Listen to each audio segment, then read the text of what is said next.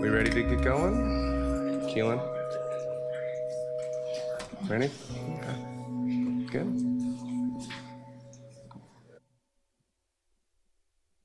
I'm going to turn that up. There we go. Welcome to the Wednesday, January 28th morning session of the Portland City Council. Keelan, could you please call the roll? Good morning. Avalos. Present. Smith. Aye. Canal. Hurdle Guinea. Here. Ryan. Commissioner Ryan might be joining online, but okay. Koyamaline. Here. Murillo. Here. Novick. Here. Clark. Here. Green. Here. Zimmerman. Here. Dunphy. And I am here. And will the city attorney please read the code of conduct statement? Good morning. Welcome to the Portland City Council. To testify before council in person or virtually, you must sign up in advance on the council agenda at www.portland.gov/council/agenda. Information on engaging with council can be found on the council clerk's webpage. Individuals may testify for 3 minutes unless the presiding officer states otherwise. Your microphone will be muted when your time is over. The presiding officer preserves order. Disruptive conduct such as shouting, refusing to conclude your testimony when your time is up, or interrupting others' testimony or council deliberations will not be allowed. If you cause a disruption, a warning will be given. Further disruption will result in ejection from the meeting. Anyone who fails to leave once ejected is subject to arrest for trespass. Additionally, council may take a short recess and reconvene virtually. Your testimony should address the matter being considered. When testifying, state your name for the record. Your address is not necessary. If you are a lobbyist, identify the organization you represent. Virtual testifiers should unmute themselves when the council clerk calls your name. Thank you. Thank you very much. Colleagues, our first item is agenda approval. Or is there any requests to amend the agenda or change in any way? I do not see anybody getting excited to change the agenda. So do I have unanimous consent to approve the agenda? I see some nods. The agenda is approved. Keelan, can we please call item number 2, public communications? Item number 2, public communications. First up, we have David Pearl. Welcome. Please make sure to introduce yourself for the record, and time is yours. Name for the record, David Pearl, District 1. What we are witnessing is the Stanford Prison experiment playing out in real time against our people, providing no accountability or consequence to those with no moral compass and a desire for sadism. ICE is shooting our people in broad daylight, brutalizing, gassing, and maiming protesters, abducting people from their homes and vehicles, ripping children out of schools, and sending our family and neighbors to foreign detention camps with no due process, whose conditions are so egregious, inhumane seems like a compliment. And yet our mayor and city council continue to treat this as business as usual, providing Susan Collins-esque statements of being deeply concerned. Instead of fighting for your community, you have devoted more time to bickering and quarreling over who will be the leader of your chamber. Ironic, as not a single fucking one of you has actually shown what it takes to lead. I do not give a fuck what your title is. I do not care what your salary is. Order, could you please? Yeah, we are broadcasting. We have language requirements. Please keep it professional to the extent possible. Thank you. What I care about is your ability to stand and safeguard your constituents' rights, liberties, and well-beings in a time of crisis. I was arrested by ICE back in June, and not a single agent of any of the 7 reports was even from Oregon. The reality is there is a very good chance that Jonathan Ross and the other murderers masquerading as ICE were in our state not too long ago to properly learn how to cull dissent. Let it be known that this is blood on the hands of anyone in a position of power that has refused to actively listen to the warnings and cries of its constituents. Revoking the ICE permit should be without question a priority, but our Mayor Keith Wilson needs to step up, have town halls, and start showing that he has the necessary resolve to fight this regime. Renee Good and Alex Preddy's murders cannot just be a statistic. Their deaths cannot just be a tragedy. This needs to be a call to action to actually step up and fight for your people. Thank you.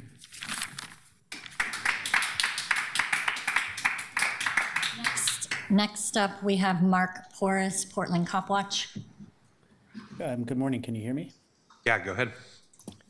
Fantastic. Good morning, Council. My name is Mark Porras. I use he, him pronouns, and I'm a member of the group Portland Cop Watch. Since 1992, Portland Cop Watch has been working towards a police bureau that's free of brutality, corruption, and racism. As we are part of a peace group, we believe that when there are interactions with police, everyone should be able to go home safe at night, civilians and police officers. That's what we wished for the 2 officers who were shot and wounded last week, and for the suspect who PPP took into custody on Monday. I'm here to follow up on a letter we sent a couple weeks ago to Mayor Wilson, the 5 members of the Community and Public Safety Committee, and the Portland Committee on Community Engaged Policing.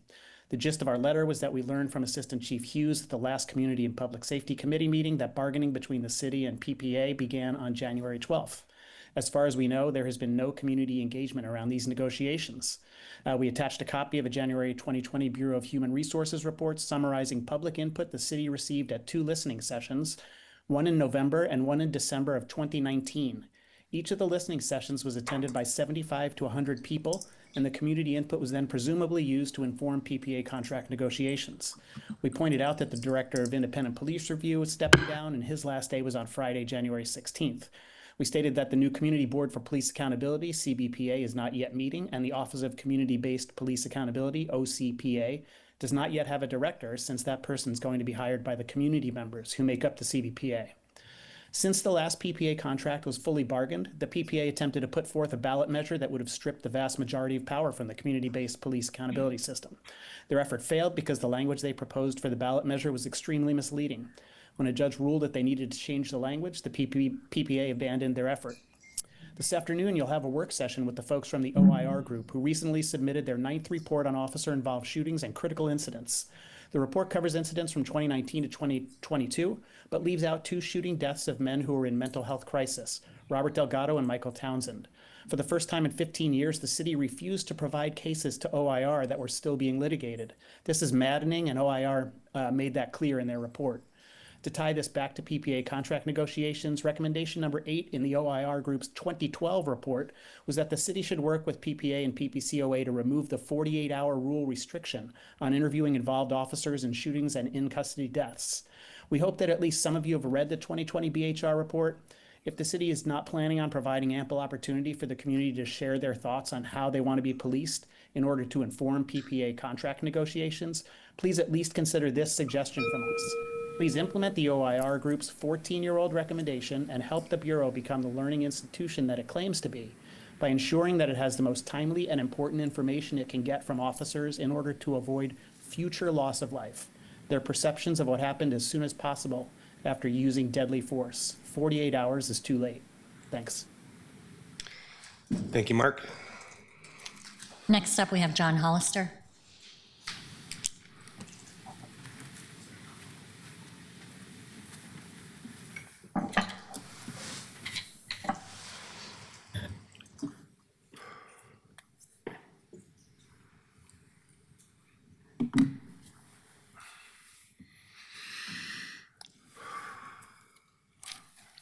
My name is John Hollister, and I'm from District 4.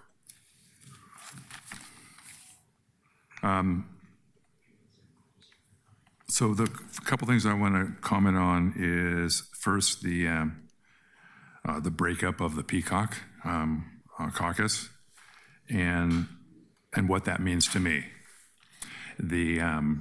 What it means to me is that, and I'm very happy about it, that you all agree to no longer have secret illegal meetings.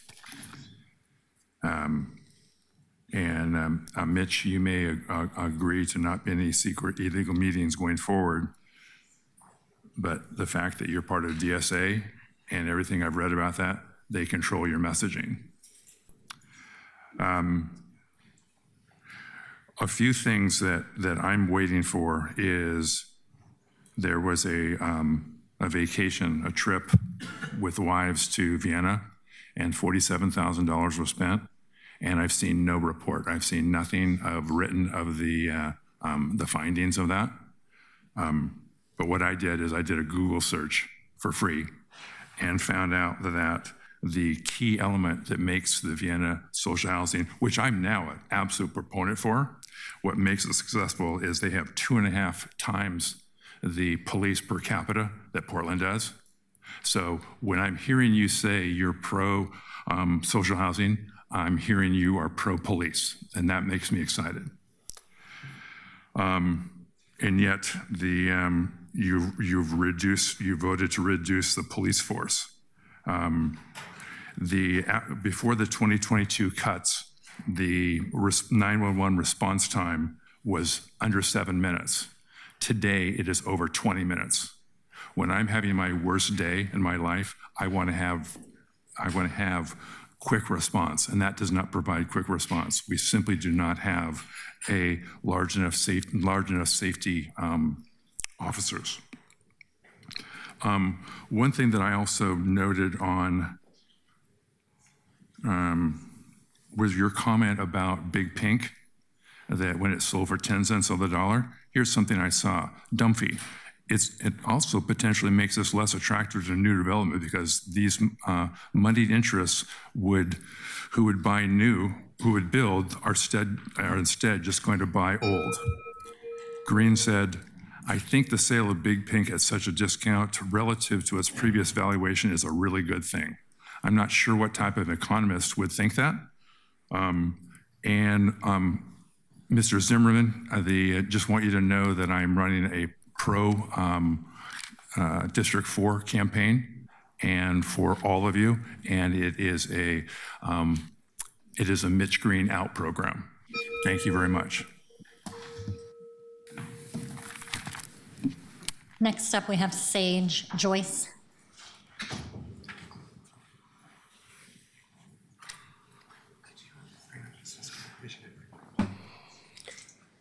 Good morning.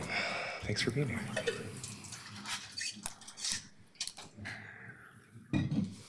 My name is Sage Joyce. On January 3rd, 2026, ICE murdered Geraldo Lunos Campos at a detention camp in Texas and lied that it was suicide. On January 7th, 2026, ICE shot and killed Renee Good in Minneapolis. and lied that it was self-defense. On January 8th, 2026, CBP shot Luis David Nino Moncado and Yorlenis Betzabeth Sombrano Contreras here in Portland, claiming self-defense. On January 14th, 2026, Victor Manuel Diaz died at Camp East, Montana, with ICE claiming suicide. On January 20th, 2026, ICE agents in Minneapolis detained 5-year-old preschooler Liam Conejo Ramos. He is currently being held at the Inhumane Detention Facility in Texas. On January 22nd, 2026, ICE agents in Minneapolis detained 2-year-old Chloe Renata Tipan Vilasis and flew her out of state. On January 24th, 2026, CBP shot and killed Alex Preddy in Minneapolis and lied that he was armed. These inhumane acts just in the first 4 weeks of 2026 are not even almost the beginning of ICE's atrocities. And if you think that ICE will not kill people and detain children in Portland, you are a fool. I am an early childhood educator here in Portland, and I have taken unpaid time off work this morning to urge you to pursue the legal avenues that have been presented to you time and time again by your constituents, the people whose constitutional rights you have sworn under oath to protect, to revoke the conditional use permit for the McAdam ICE facility. Yesterday's letter from Councilor Green and Councilor Murillo urging the mayor to enforce detention facility impact code is a step in the right direction, and I am grateful. Having said that, it is not enough. ICE's use of chemical weaponry in Portland is a symptom of a much larger problem, which is that there is a federal agency authorized to use full force to kidnap as many people as they can get away with, to kill, shoot, mace, gas, as many people as it takes to scare the community into silence. To lie, deflect, wrongfully accuse as much as they can in an attempt to justify their inhumanity. ICE doesn't care about the laws. ICE doesn't care how many people they have to kill. They have military weapons and a fascist administration defending them and encouraging them. In the so-called sanctuary state of Oregon, they operate out of their home base in Portland on McAdam, thanks to the city of Portland in 2011. Our city is under attack, and it will take more than fines to protect it. Portland City Council failed its constituents and the entire state of Oregon in 2011. And today, the violence that ICE is carrying out in Portland constitutes an emergency, but you, City Council, are failing us once again. You should be combing through every piece of city code, calling every contact you have, pulling every string you can get your hands on to get ICE out of Portland. You should be pounding on permitting and development store, demanding the commencement of the reconsideration process. You should be storming into the mayor's office, demanding that he collaborate with City Council to pass emergency legislation shutting down the facility. You have power. Your hands are not tied. It is your job to protect the city of Portland. Your hands are not tied. You are cowards. You are afraid to stand up to ICE. You are afraid to stand up to your community. But the people of Portland are not too afraid to act. We are the ones in the streets. We are the ones getting tear gassed on the weekends and showing up to work on Monday. We are not too afraid to fight for our neighbors, to fight for your constituents. We will get ICE out of Portland. We will not rest until the McAdam ICE facility is shut down, and neither should you. How much Portland blood has to be on your hands? How much? Thank you for being here this morning. Next up, we have Deborah Heyman.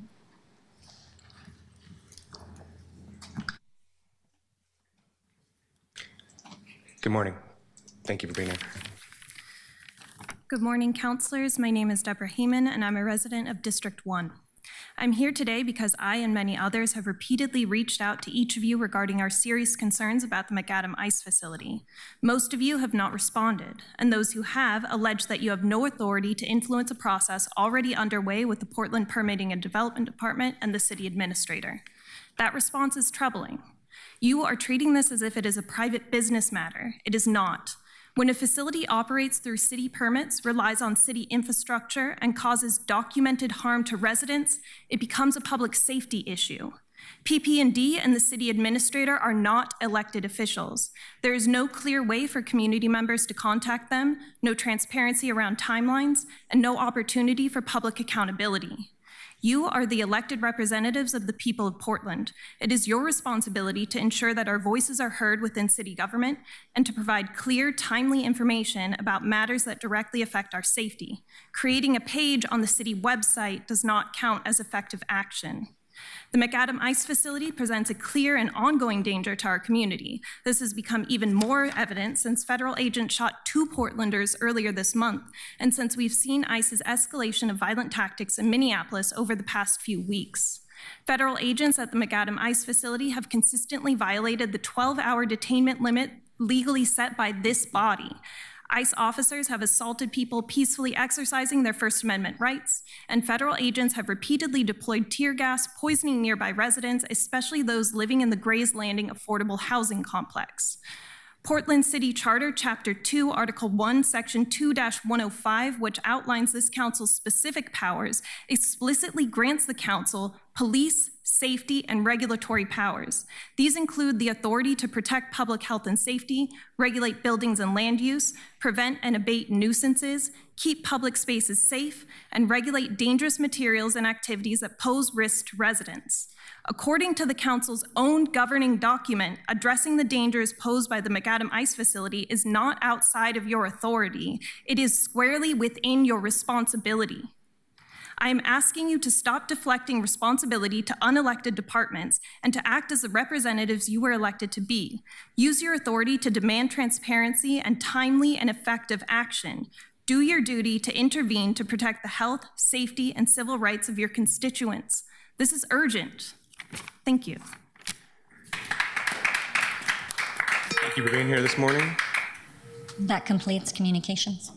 Thank you. Colleagues, item 3 on our agenda is committee referral report for colleagues and for folks watching at home. My office has referred several items to committees this last week. They are listed on our agenda on there. Some of these items have already been heard. Those items are listed in the committee referral report, which is available online, portland.gov/auditor/council.clerk/committee-referral-list.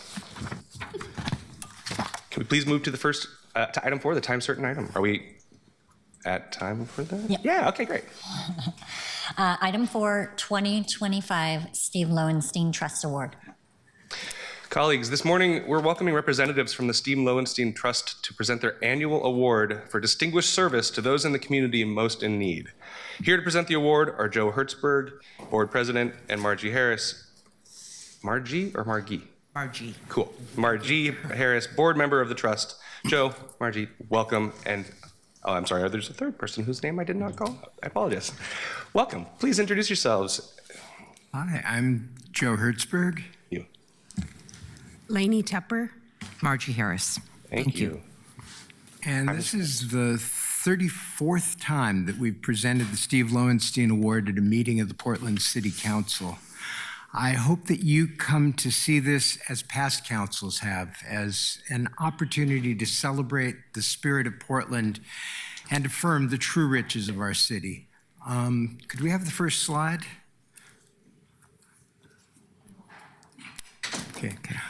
I'm going to just take a minute to talk about Steve Lowenstein, because I don't think any of you knew him personally. Maybe Steve. Steve packed a remarkable career into 52 years on the planet. He helped create the Peace Corps, worked with the Ford Foundation in Ethiopia and Chile. He was the father of legal services in Oregon, founding both the Oregon Law Center and the Oregon Law Foundation. He wrote the definitive history of Jews in Portland, in Oregon. But we're here because he spent 6 years in Portland City Hall as Mike Lindbergh's chief of staff. He was universally liked and respected because he was trusted as a straight shooter, a consensus builder, and a passionate champion of social justice. Next slide.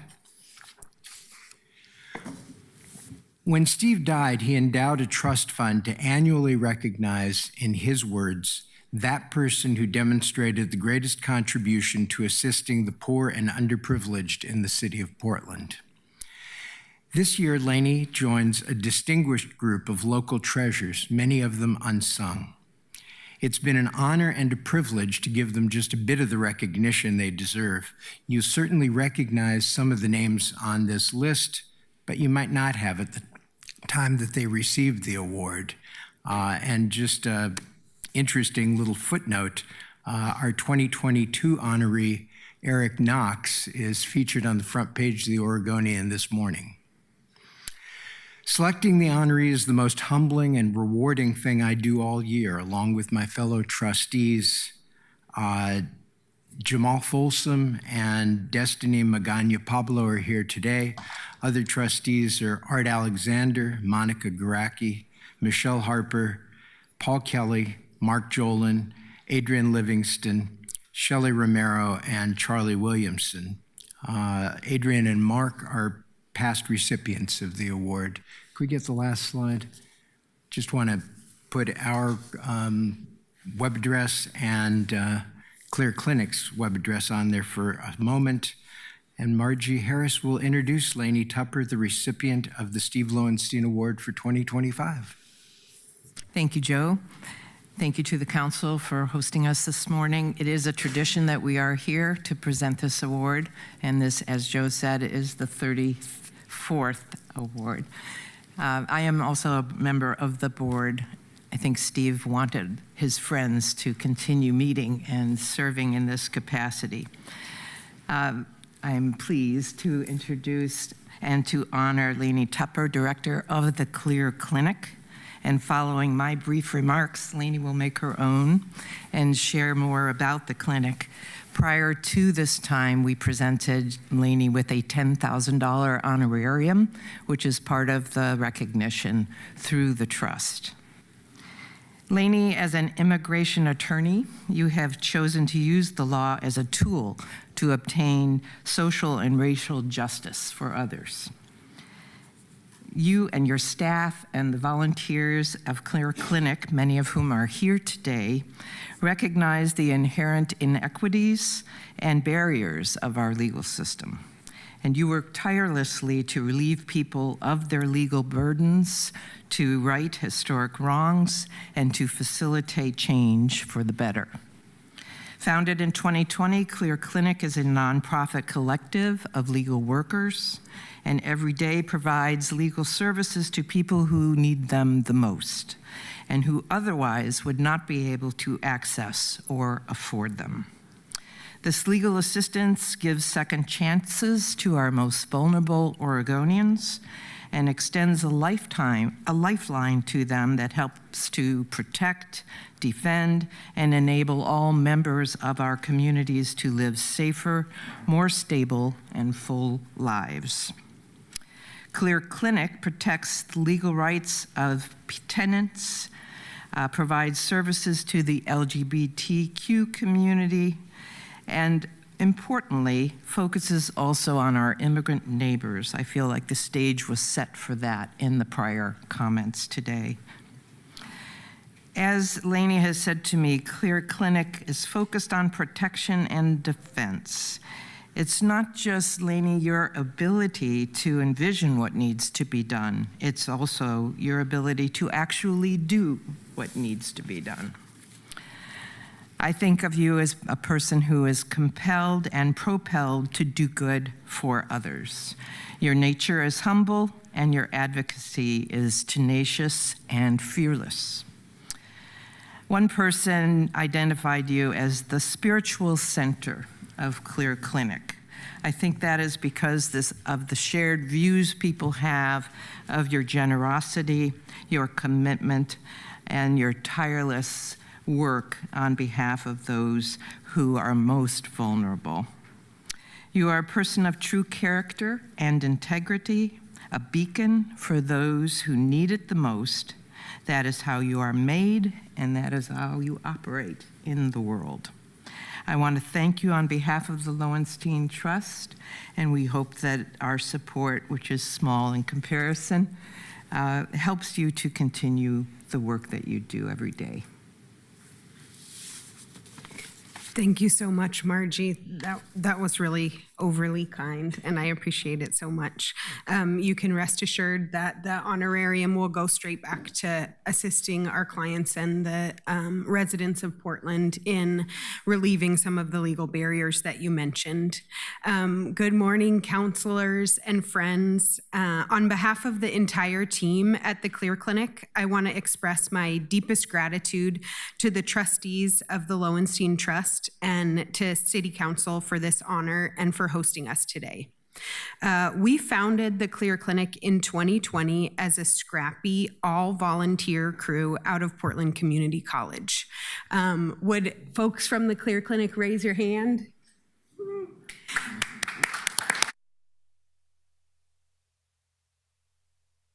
Many of us, myself included, started as volunteers, and many of the people you see today have been with us since our very beginning in 2020.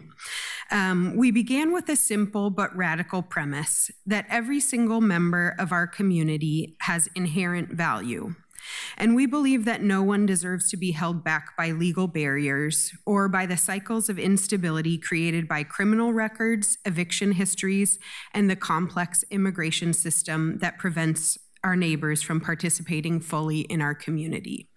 Our work feels especially relevant to today's city council meeting, given, as Margie mentioned, the ongoing pressure to protect our Portland residents from ICE and from ICE enforcement actions, brutal ICE enforcement actions, and the continued discussion of slowing the inflow into homelessness, which I'm also on deck to testify about later.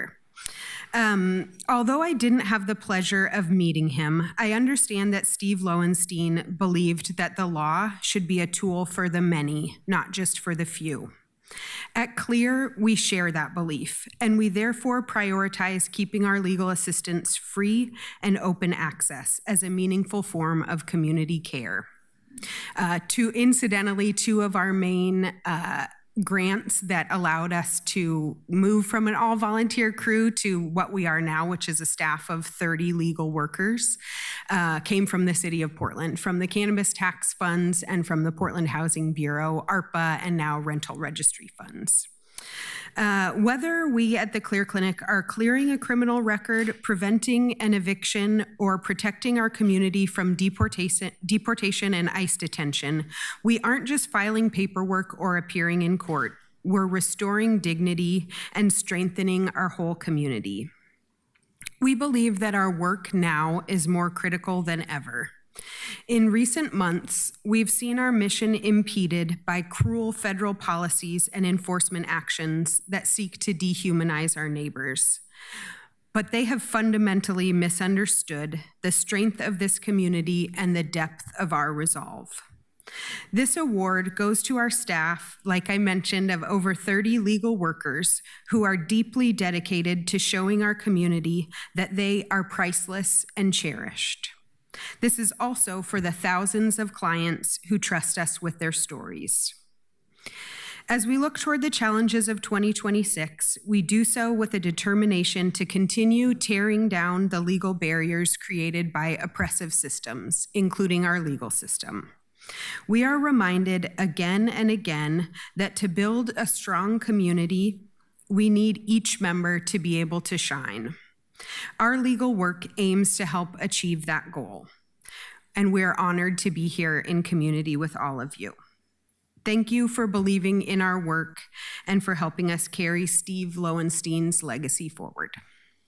Thank you so much for being here this morning and all the incredible contributions you are leading in our community. We need it, and I'm so glad that we're able to recognize you right now. Vice President Clark. Thank you, Council President. I just want to say congratulations to you and appreciation to the board members that are here very much. Thank you so much for your determination. Thanks for everybody for showing up today.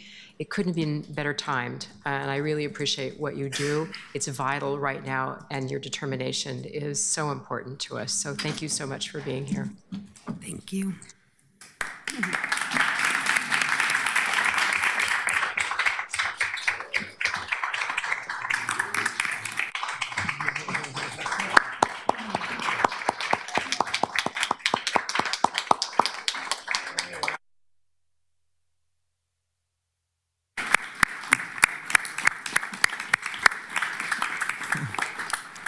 We have traditionally offered a picture to be taken by for the council and others.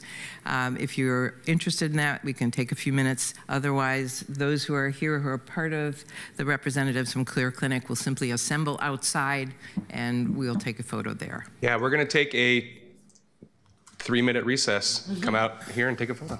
Okay, Thank we'll you. take a picture. Oh, yeah, let's go out in the Yeah, okay, great, fabulous. back in 3.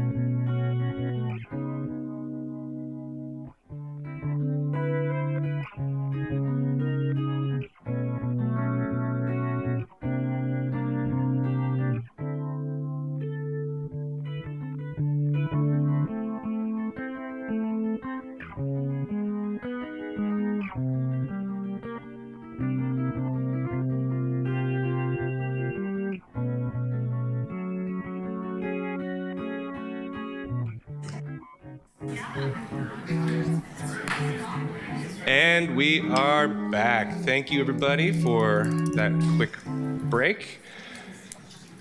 Welcome. Keelan, can we please move to the consent agenda? Is there anything on the consent agenda that has been pulled?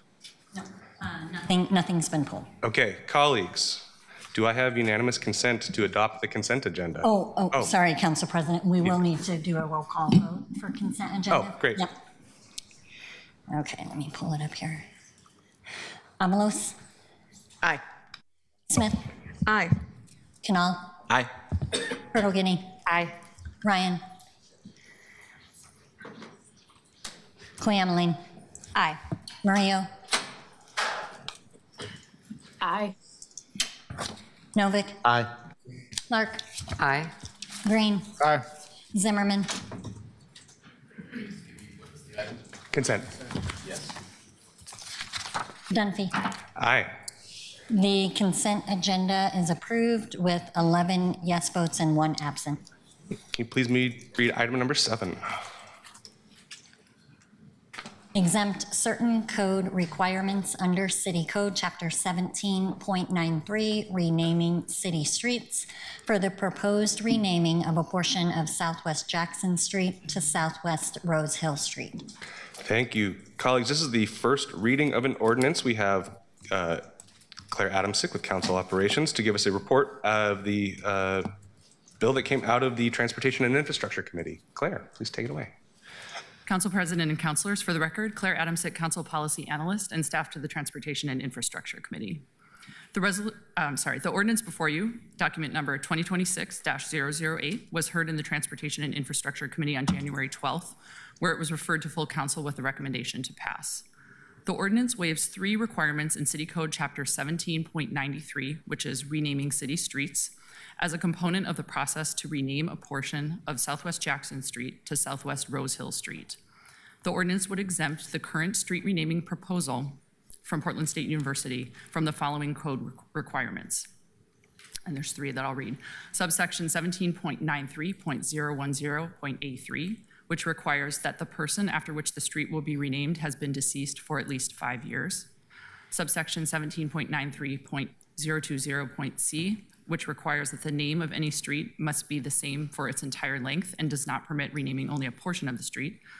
And finally, subsection 17.93.060.A, which requires that an existing and newly proposed street name sign be posted for 5 years. The existing and the newly proposed street name sign be posted for 5 years following the approval of the street renaming. The full impact statement on this item includes information on financial and budgetary impacts, as well as community impacts and community involvement. At the committee meeting, no one provided verbal testimony, and 1 person provided written testimony on this item prior to the committee action. I'll also note that 6 community members were invited to provide verbal testimony at the committee meeting on January 12th. The general themes of the testimony included acknowledging the harms and trauma caused by Andrew Jackson, after whom the street in discussion is currently named, an opportunity for community healing by honoring the contributions and legacy of Itue Rose Hill, a member of the Indigenous community and Portland State University community, and concern regarding renaming the non-continuous portion of Southwest Jackson Street below 6th Avenue on 1 block that is not on PSU's campus. And that concludes the committee staff summary. Thanks. Thank you, Claire. Vice President Clark, this came out of your committee. Anything to report? Thank you, Council President. I would just like to add that in addition to what Claire has offered about the technical side of this was a very moving day in the Transportation and Infrastructure Committee, where we were actually able to do something that seems small but very meaningful. This is really only 3 blocks that we're changing the name of, and it was really the Native community that requested the name change. I want to also compliment PBOT at this point, because they've had a temporary pause on processing street renaming because of resource constraints, but given the unique circumstances of PSU's street naming and the tremendous community support which we saw evidenced in our committee meeting, The former council had directed staff to process PSU's application, and it's a long, arduous process. But since then, PBOT staff have been working with PSU to help them complete the necessary steps to make this change. But it was a very moving day. It was absolutely the right thing to do, and we're very proud to be doing it. Thank you, Vice President Clark. Colleagues, before we move to testimony, I want to open it to any technical or clarifying questions from councilors. I see that we have PBOT folks in the room, if there's any. Seeing nobody jumping into the queue. Keelan, do we have folks signed up for public testimony? Yes, we have a couple people signed up. Let me pull it up here.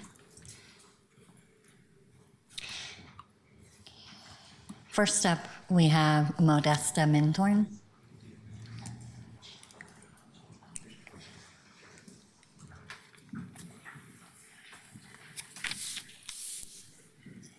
Thank you so much for being here. Nichmetski inishwanisha Pete na wool at my kunashwa nikyawikni ku inishwa Kutkutla Portland State University pa. My name is Modesta Minthorn, and I am currently the Executive Director for Tribal Relations at Portland State University. Good morning, council folk. I am here today to strongly support the renaming of the Jackson Street to Rose Hill Street. Street names are more than just addresses. They are monuments we interact with every day. They tell us and our children who we honor and whose legacy we value. Currently, this street honors former President Andrew Jackson, whose administration was responsible for policies that caused immense suffering and displacement to Native communities, and was also known as the Indian Killer. Continuing to honor this legacy sends a message that Indigenous pain is secondary to tradition. Conversely, Rose Hill represents the very best of our city. As a leader in Indian education, Rose fought not for oppression of others, but for the elevation of our Native students. They spent their life building bridges in Portland. Renaming this street is a small administrative change, but a massive symbolic step towards healing and inclusivity. Let's align our city's map with our city's morals. I urge you to vote yes on this name change. Thank you. Thank you so much for being here.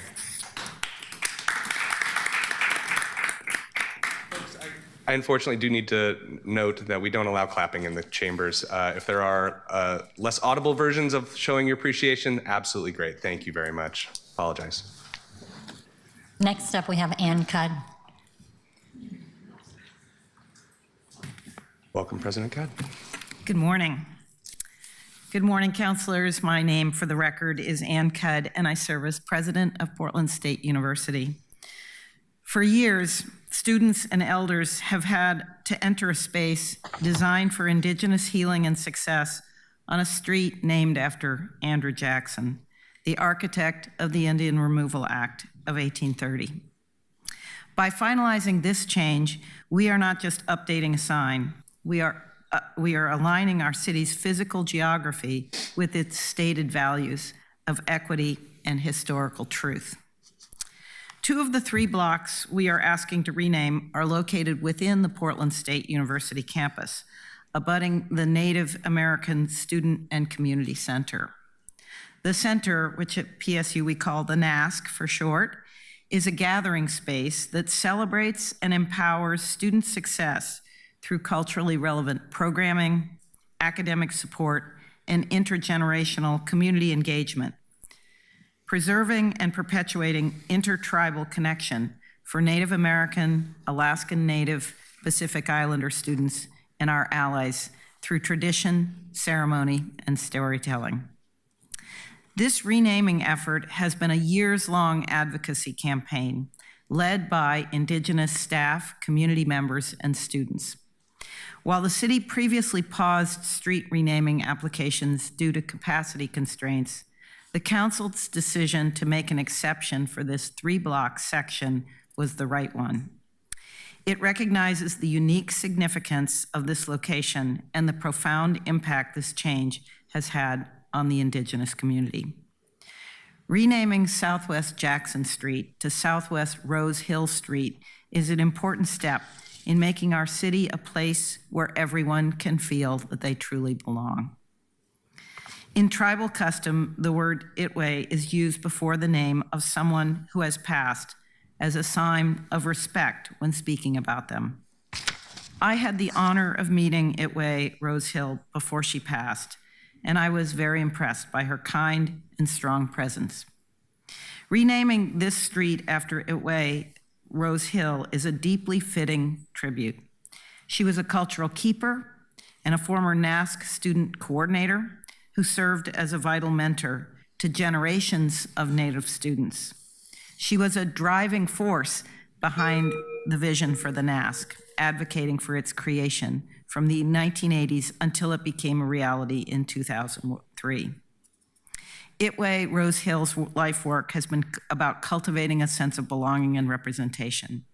In a city that sits on the traditional homelands of the Multnomah, Cathlamet, Clackamas, and many other Indigenous nations, it's exciting when our public spaces reflect the leaders who have worked to preserve and perpetuate these cultures. Lastly, I want to offer my thanks to PBOT and especially Cynthia Castro for working to ensure this renaming proceeds and receives the care and attention it deserves. Thank you, councilors, for your commitment to this historic transition. Thank you. Thank you very much. Next up, we have Xavier Stickler. Welcome, Xavier. Good morning, President Dunphy, Vice President Clark, and councilors. My name is Xavier D. Stickler, and I'm the Vice President of the Downtown Neighborhood Association, a student at Portland State, and a person of mixed race and Indigenous heritage. Today, I'm representing the Downtown Neighborhood Association's enthusiastic and ecstatic support for renaming Southwest Jackson Street to Southwest Rose Hill. Presently named for President Andrew Jackson, Jackson Street in the downtown travels east from Southwest Park Avenue to Fifth Avenue, passing Portland State's Native American Student Community Center. It is the opinion of the DNA that is unacceptable and improper for our city's cornerstone space for members of the Native community to be on a street the name of which honors a man who was instrumental in perpetuating systemic violence against First Nation people. To be memorialized in a street is a signifier of positive contribution to Portland. For President Jackson, slave owner, white supremacist, killer, this is simply not the case. For Itway Rose Hill, an educator, a guide, a creator, a champion of knowledge and community, this is emphatically the case. I can only describe the idea of replacing the name of a man with such a legacy with that of a woman who embodied love, charity, and dutiful advocacy for Native people as just, prudent, necessary, and in being in the spirit of what we hold dear as Portlanders. This segment of public right-of-way is only 3 blocks long, and renaming will affect only a few properties, but will result in a tremendously positive symbolic impact to the downtown area, to PSU, to our Native neighbors. The Downtown Neighborhood Association urges City Council to approve these technical ordinances so that staff in the community may continue the work of completing the street renaming application procedure, gather signatures, and finish this process of healing. This is a grassroots community-led effort which has the strong backing of the downtown neighborhood. By moving forward with these ordinances, you help create a place in our city that is for everyone, that honors the people who have been here since time immemorial and are still here. The Portland of tomorrow is one that elevates the voices and missions of people like Itway Rose Hill, and with these votes, that tomorrow can start now. Thank you very much. Thank you for being here this morning. Next up, we have Solon Herring. Good morning. Good morning. Thank you for being here. Go ahead. Thank you for having me. Honorable City Council members, my name is Solon Herring, and I'm a student at St. Mary's Academy, located less than half a mile from the PSU Native American Student and Community Center. I've lived in Portland my entire life. Growing up, I spent time downtown with my father when he would bring me to work. Today, I travel downtown daily as a student and as a participant in World Oregon's Young Leaders in Action program, which is based downtown. Through these experiences, I have witnessed how downtown Portland has changed over time as its populations and needs have shifted. As a person commuting there daily, I experience it with a deeper understanding of both its challenges and its strengths. While downtown Portland has changed over the years, I have consistently seen how community remains the foundation that allows it to endure. Despite these changes, the one constant that has remained is the strength of community. Downtown neighborhoods, regardless of the challenges they face, are sustained and uplifted by the people who live, work, and learn there. Feeling safe and supported in one's environment is essential, especially for students and community members who rely on these spaces every day. I'm fortunate to attend a school where I'm supported by a strong, safe community located within the Clean and Safe District. This experience has shown me how meaningful, safe, intentional spaces can be, and why they should be accessible to all. The PSU Native American and Student Community Center serves as an important cultural and community hub. It should be a place that is safe, welcoming, and one that reflects belonging. I believe that renaming Southwest Jackson Street to Southwest Rose Hill Street would be a meaningful step towards affirming that safety and strengthening the sense of community in downtown Portland. Street names carry history and symbolism, and this change would help affirm the importance of Native presence, culture, and community in downtown Portland. I respectfully submit this testimony in support of exempting certain code requirements for the proposed renaming of a portion of Southwest Jackson and ask for your consideration. Thank you for your time and your service to our city. Thank you very much. That completes testimony. Thank you. Colleagues, do we have any questions, comments, concerns, or short stories? Councilor Purtle-Guiney. No short stories. I do have a question for PBOT, though. Okay, do we have PBOT folks in the room? Oh, I see a lot of them. Come on up. And while they're coming up, I will just express my gratitude for everybody who was here today to testify and everybody who's worked on this. This is fantastic community building and community organizing work, and I appreciate seeing this before us today. I'm excited to support it. I do have a question about street names, though, and this street name in particular. As I look at the map, I see the 3 blocks in the downtown area that are Southwest Jackson, and I see 3 blocks just on the other side of I-405 that are Southwest Jackson right now. Is there anywhere other than those 6 blocks, the 3 we're looking at renaming and the 3 just west of 405, that are Jackson Street in Portland? And I'm asking this because one of the things that I love about Portland is how easy it is to wayfind here, because we do have consistency in our street names.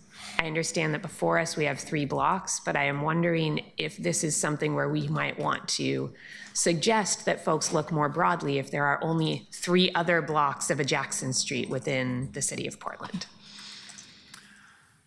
Good morning, Council President, members of council. For the record, I'm Anthony Butzek, acting city traffic engineer. The 2 segments you mentioned are the only 2. So the blocks on the west side of 405 that you mentioned are the only ones that would not be renamed. Okay, I look forward to supporting this today, and Council President and Council Vice President, Chair of the Transportation and Infrastructure Committee, if it is deemed appropriate by my colleagues to have the conversation at some point in the future once we do pass that 5-year mark, I think that in order to both uphold our values as a city and also maintain our ease of wayfinding, we might want to revisit those other 3 blocks at some point in the future. Thank you. Thank you, Councilor Purtle-Guiney. Councilor Green.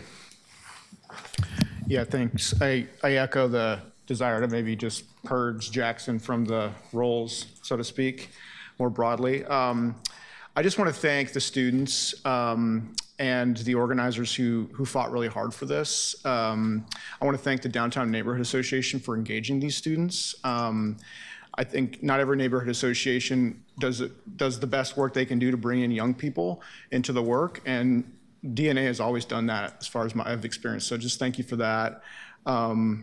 Eatway Rose Hill was a visionary leader, and I think this is the bare minimum we can do as a city to honor the contributions. So thank you, President Cudd, for coming in and supporting this. And colleagues, I hope we support this ordinance. Thanks. Councilor Green. Councilor Novick. I just wanted to give my heartfelt thanks to everybody responsible for this, for giving me an opportunity to vote to take Andrew Jackson's name off of something. When I was running for U.S. Senate in 2008, one of my platform planks was taking Andrew Jackson off the $20 bill.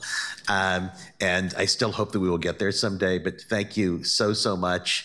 And I also think it's particularly important to take Jackson's names off thing now when J.D. Vance has argued that Andrew Jackson's defiance of the Supreme Court in sending the Cherokee, Chickasaw, Choctaw, Creek, and Seminole tribes from the southeastern United States to Oklahoma and the Trail of Tears. Vance said that Jackson's defiance of the Supreme Court should be a model for the Trump administration in defying court orders. So this is a particularly appropriate time to excise Andrew Jackson's name off something. And I thoroughly agree with Councilor Pertolguini that we should take his name off the remainder of the street. And if there's some way to expedite that process, I'd be excited about that. But thank you so much. Thank you, Councilor Novick. Councilor Canal. Thank you, Council President. Thank you all for being here. Itway Rose Hill was a cherished community leader, and today I'm proud to honor her legacy by, in a few minutes, casting a vote aye to clip the red tape holding up the process. I want to also praise Cynthia Castro and everyone who was involved in the community engagement. This is an example of community engagement done right, and in the city, we don't have a lot of those, so we should praise them when they come. I also want to thank Serena Fastors, Sandy B. Altman for their community leadership and advocacy. And thanks to everybody who testified for being here. I want to particularly shout out Solon. Always nice to see someone from World Oregon's Young Leaders in Action come here and be a young leader in action. So that's always great too. And I agree with Councilor Pertolguini that we should revisit the other 3 blocks. It's already been said, so I won't go into a lot of detail about it, but Andrew Jackson was a despicable president. He enslaved people, he attacked indigenous people, including dozens of policies, obviously the Indian Removal Act of 1830. And I think at a time when we're seeing our current president committing violence against immigrants and people of color, violence against indigenous people, continuing both from the federal government and within society, at a time when educational funding is being slashed and DEI work is being scrutinized, hidden, or stopped, and at a time when that current administration praises Andrew Jackson, as Councilor Novick put it, this is an act of solidarity and resistance that's important. For indigenous students, seeing community names and culture is an important signal that you matter, and that we support your academic success as well as your success beyond academics as well. Thanks. Thank you, Councilor Canal. Colleagues, seeing no one else in the queue, this is the first reading of a non-emergency ordinance. It will move to second reading at our next hearing. Thank you very much. Keelan, can we please read item number 8? Assess property for sidewalk, curb, and driveway repair for the Portland Bureau of Transportation. This is the second reading of a non-emergency ordinance. Is there any discussion on the item? Seeing none, Keelan, can you please call the roll? Avalos. Aye. Smith. Aye. Canal. Aye. Pertolguini. Aye. Ryan. Aye. Oyama Lane. Aye. Murillo. Aye. Novick. Aye. Clark. Aye. Green. Aye. Zimmerman. Aye. Dunphy. Aye. The ordinance passes with 12 yes votes. Thank you. Can we please read item number 9? Establish City Council's priorities for the allocation of approximately $20,700,000 in unspent rental services office funds and urge the mayor to reflect these priorities in the proposed budget. Thank you, Keelan. Colleagues, this is our continuation of our conversation that we had last Wednesday. We are continuing this primarily today in order to be able to hear the remainder of folks who signed up to testify and were unable to on that Wednesday evening hearing. Additionally, it is my hope that we will be able to get to a discussion of amendments today, and that the next steps following this will be that this is our bite of the apple. That we are going to have a conversation about the ordinance that will be coming forward to allocate these dollars. But I'd really like this to be the time that we are having these discussions, and we do not try and relitigate it in a couple of weeks when we have to approve the funding mechanism of it. To that end, we also have some additional legal advice from our city attorneys about what these dollars can or cannot be used for. First, though, I am going to turn this over to Councilor Avalos with regard to her amendment that was introduced last week and a substitution. Councilor Avalos. Thank you. So you all have in your inbox a new amendment. And so procedurally, we first need to, the sponsors of the last week's amendment want to retract that because we're going to replace it with the new one that I'll introduce in a moment. But I believe that requires unanimous consent or a vote, depending on. Yeah, my understanding is that to withdraw an amendment that is open, it would require unanimous consent. Is that? I do not. Okay, then we have to move to a vote in order to withdraw the amendment that is on the table. Thank you. Yeah, and to be clear, we are taking off the amendment from last week. I can explain in a moment what the new amendment has and why, but we need to do that. We need to remove the old one in order to talk about the new one. Correct. Kind of information. Yeah. Could we please get the information about the difference before we take that vote so that I understand what I'm voting on? Fair, absolutely. Thank you. Yeah. So then, all right, I'll go ahead and introduce the new one. Does that? Sure, let's discuss it, and we won't move it yet, but let's introduce it. Okay. And then I'm going to pass around a hard copy of it so folks can have it in front of them if that is desired. All right, so as far as the new amendment goes, first I want to start by acknowledging that this process has not been simple. At our last meeting and again today, we are hearing extensive public testimony and community members have made it clear how much is at stake. That kind of engagement is democracy at work, even when it's messy. My co-sponsors, Council President Dunphy and Councilor Smith, and I have taken time to consider the feedback raised by colleagues and to work with staff and community partners to bring forward a revised package to the original resolution and to last week's amendment. Now, this amended proposal before you today is a good faith effort to respond to what we heard. It seeks to balance the urgent need for immediate renter supports with housing priorities raised by other council members. It does not include everything that I personally would choose, but it is a package that I believe we can stand behind together. The revised package includes rent assistance, eviction prevention, affordable housing development, and down payment assistance, priorities our community has consistently asked us to address. The proposal responds directly to concerns raised by colleagues, and as far as I'm concerned, compromise is not about abandoning values. It is about finding a path forward that allows us to act with urgency while respecting the range of priorities on this council. I will always, of course, fight for what East Portland needs, and right now that means keeping people housed and preventing displacement. So this amended package here reflects listening, collaboration, and a commitment to move forward rather than delay. I will just point out the highlights of what are changed. So we are going to the original slow the inflow resolution, and we made the changes from there. It felt untenable to start that negotiation from last week's package, as there were a lot of issues that people had with it. And so we went back and we allocated the dollars from the emergency housing vouchers, which was totaled $9 million, and we reallocated that in a couple of ways. We put 5.6 of it towards the Broadway corridor affordable housing project and added an additional stipulation that if matching funds are not secured by the December 31st date, that the funds will be returned back into items 1 through 3, which are rent assistance for tenants, individuals experiencing homelessness, and rapid rehousing. We also added back in funding for $1 million in gap funding for the Williams and Russell project, and $1.5 million in gap funding for the SEI project.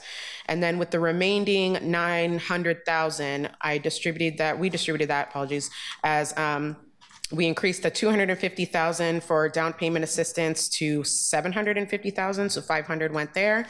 And then we added $400,000 to the section 4, which is about eviction, and we changed the language a little bit. I changed it to model a bit of how Councilor Novik's amendment was structured that we were going to discuss last week. And so it is now for eviction defense services administered by the Housing Bureau for eviction defense contractors and new funding for to launch the Right to Counsel pilot. So I increased that from $1.5 million to $1.9 million.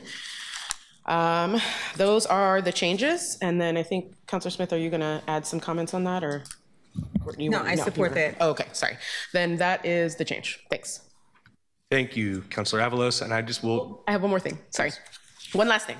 On the last page, because last week's amendment included the section where we combined the two amendments to remove the section about the revolving loan fund. As I described last week, it's just not feasible anymore, and so we have to remove that. So instead of making it a separate amendment, we just bundled it into this new one as well. So that's the change on the last page. You'll see that strikeout. Thank you. Thank you, Councilor Avalos. I want to reemphasize that this truly is a compromise package based on what we, as the original sponsors, heard from both public testimony and from our colleagues. I don't love everything in this at all, but I am eager to get as much help into the community as quickly as possible, and I think the compromise at this moment is a really good thing. Prior to jumping into our testimony, I would like, for the purposes to make sure that folks who are testifying understand the facts that we are dealing with. We have Adrian Delgado from the City Attorney's Office, who has some legal review for us so we can understand some of the specifics of what these dollars can or cannot be used for specific technical questions. So if anybody, Adrian, I don't know if you are able to give us a very brief overview, or if colleagues have any questions prior to hearing testimony. Good morning, Adrian Delgado, City Attorney's Office, for the record. I'm just going to give a very broad overview of advice that's been circulated under attorney-client privilege to all of the council members. So the Rental Services Office is a fee fund, is based on a fee of rental registration fees. So while council can expand through ordinance what the fund has originally been used for, which was Rental Services Office, it's still restricted as its use of a fee. So all of those expanded uses would need findings in an ordinance to show how the use is connected to rental registration.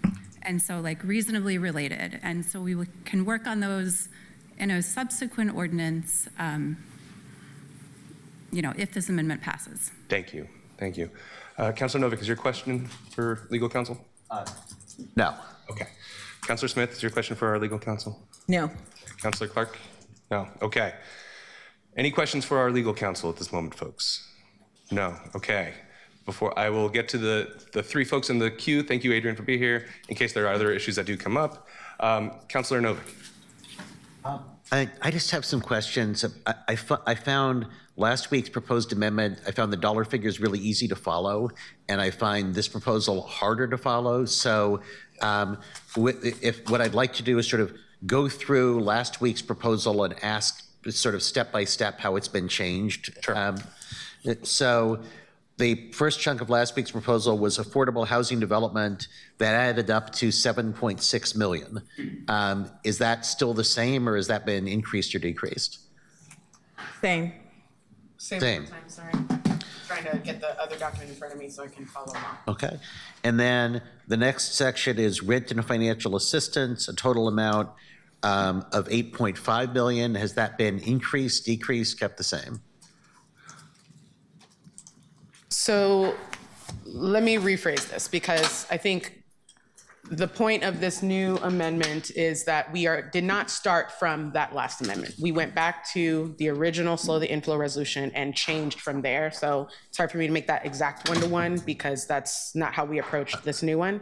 But in general, we were able to, I think it went up maybe just by 500,000 because we kept the 9 million for rent assistance programs that was in the original, and we didn't touch that. The only thing we touched was the 9 million for the emergency housing vouchers, and that's where we added the affordable housing projects. And then with that extra 900,000, we just dispersed it into defense and home ownership. Okay. Yeah. And then, well, last week you had under additional tenant affordable housing supports. I'm going to ask about these individually because they're really three separate things. Last week it said 1.9 million to tenant eviction defense. And then this seems to say it's changing 1.5 to 1.2 million. And this seems to say it's changing 1.5 to 1.9. I wanted to see, how did we get from, I actually like the idea of raising it to 1.9, but I just want to make sure that that is what we're talking about, an increase from last week of 1. Oh, okay. Now I figure I get it. Originally, you started at 1.5, then you went down to 1.2, now you're going up to 1.9. And then the other difference is that originally it was 1.5 just for the right to counsel pilots, but we added the 400,000 and then we made it both eviction defense contractors so that they have flexibility to offer it to common law, to Oregon Law Center, but also that they will still have money to do the pilot. Okay. Yeah.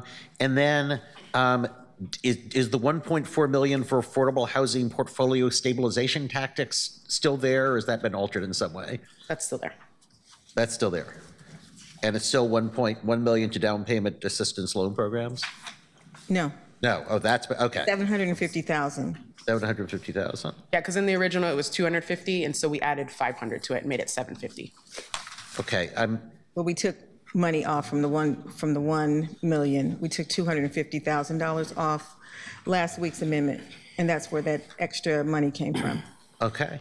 I have to say I'm still a little numerically confused because what I see is a 7.6 million that stays the same, an 8.5 million that goes up to 9 million, a 1.2 that goes up to 1.9, and a 1 million that goes down to 750,000. So it looks to me, I mean, just looking at last week's document, that we've had like $1 million in increases and 250,000 in decreases. I think the biggest difference is that the original Slow the Inflow didn't have any of these development projects. And then the emergency housing voucher money that was going to go to Home Forward, that 9 million was, a point of contention. And so we started from that pot to be able to fill back in some of the projects that we felt were, we wanted to prioritize, as well as, once we got those projects down, like I said, there was this extra 900, and then we just put it into down payment and to eviction. So then everything else stayed the same. Okay. Thank you. Thank you, Councilor Novick. And colleagues, we hopefully just this moment right now, we can do some more clarifying questions, but not statements, because we do have still over 40 people to testify. So, Councilor Smith. Thank you. And I just wanted to follow back up. This was an amendment sponsored by the District 1 councilors. And what we thought was that this resolution urges the mayor to allocate approximately $20.7 million in available funds from the rental services offices. And this resolution includes an amendment added by the District 1 councilors. And so for me, this joint resolution is something that we wanted, that our constituents asked us for in District 1. And we understand, while we didn't have any specific projects for District 1 for development, but we understand that affordable housing is very much needed, not only in District 2 and District 3, but it is also needed really badly in District 1. So for me, the inflow for homelessness, the struggle is real for a lot of folks. And we hope that collectively the resolution and amendment emphasizes upstream, evidence-based investments designed to prevent displacement, stabilize renters, and respond to the scale of housing instability that everyone is facing here in Portland, particularly amid ongoing uncertainty around the federal funding. So Council President Dunphy and Councilor Avalos, we will continue to stand together on this last amendment, hearing those voices from the community last week and hearing from the voices of our colleagues. We urge you to support this after this testimony is given, because it needs to be urgently put out onto the streets so that people who are facing eviction right now, that those folks are able to get funding that they need to stay in their homes. Thank you. Thank you, Councilor Smith. Councilor Clark, Vice President Clark. Thank you, Council President. Just two quick questions. This doesn't have anything going into the general fund, is that right? No, it doesn't. And was taken out? Correct. Okay, and can I ask a question about 5B, this language that makes this appropriation contingent on state action? What's the thinking there? So when we talked with Prosper about what they needed for the Broadway corridor, One, it couldn't just be any amount. It had to be specifically 5.6 million because we were negotiating whether we could give them $1 million or $2 million.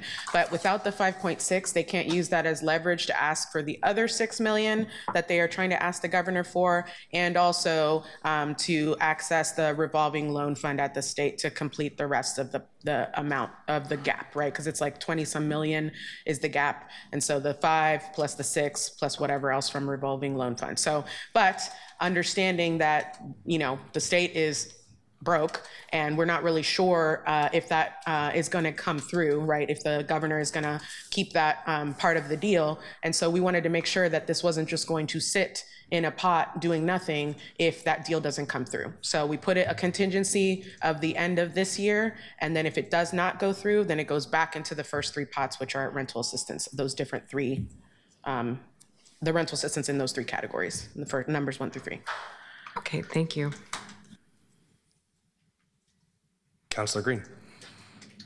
Yeah, I want to move to testimony, so I'll just ask my questions and the sponsors can think about it during testimony and then maybe be prepared to answer the question when we get into discussion. But I'd like to know more about specifically which parcel at the Broadway corridor is proposing to be funded on this. What are the AMI levels? Who's it for?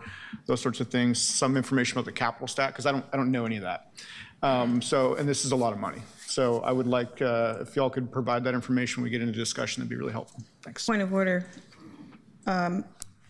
Council President, excuse me, Cornell Wesley, the head of Prosper Portland, sent you an email this morning, and it identifies where the monies are. So if you look at your email, that might help you out a little bit better. I don't see that. I did not receive an email from Cornell Wesley, but if you could forward that to me, that would help me out. Perfect. Thanks. Thank you, Councilor Green. Councilor Ryan. Yes, thank you, Council President. I just have a basic question, first of all, for the Chair Avalos of the Housing Committee. Who was this compromised with? This was a combination of public testimony that we heard, y'all's ideas, like 5.6 million for Broadway is definitely not my idea.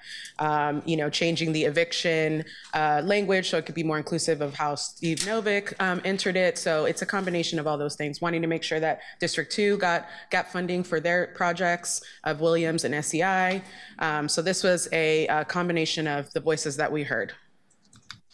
Okay, and so I see that some of the ideas from last week, Novick's legal amendment, I'm glad that we're actually back in our wheelhouse, which is building. So I'm very supportive of what's going on with the parcel down in down in the Broadway corridor. And of course, down payment assistance is also in our wheelhouse to build generational wealth. I do have a question, but there was no compromise with the mayor's office on the request for general fund. We did not give him the general fund, but we did keep all of the money he asked for the shelter, people moving out of shelter. So that is the mayor's piece, but no, not to the general fund. And part of that is because of the guidance that we got from the lawyer around the general fund. In point of order.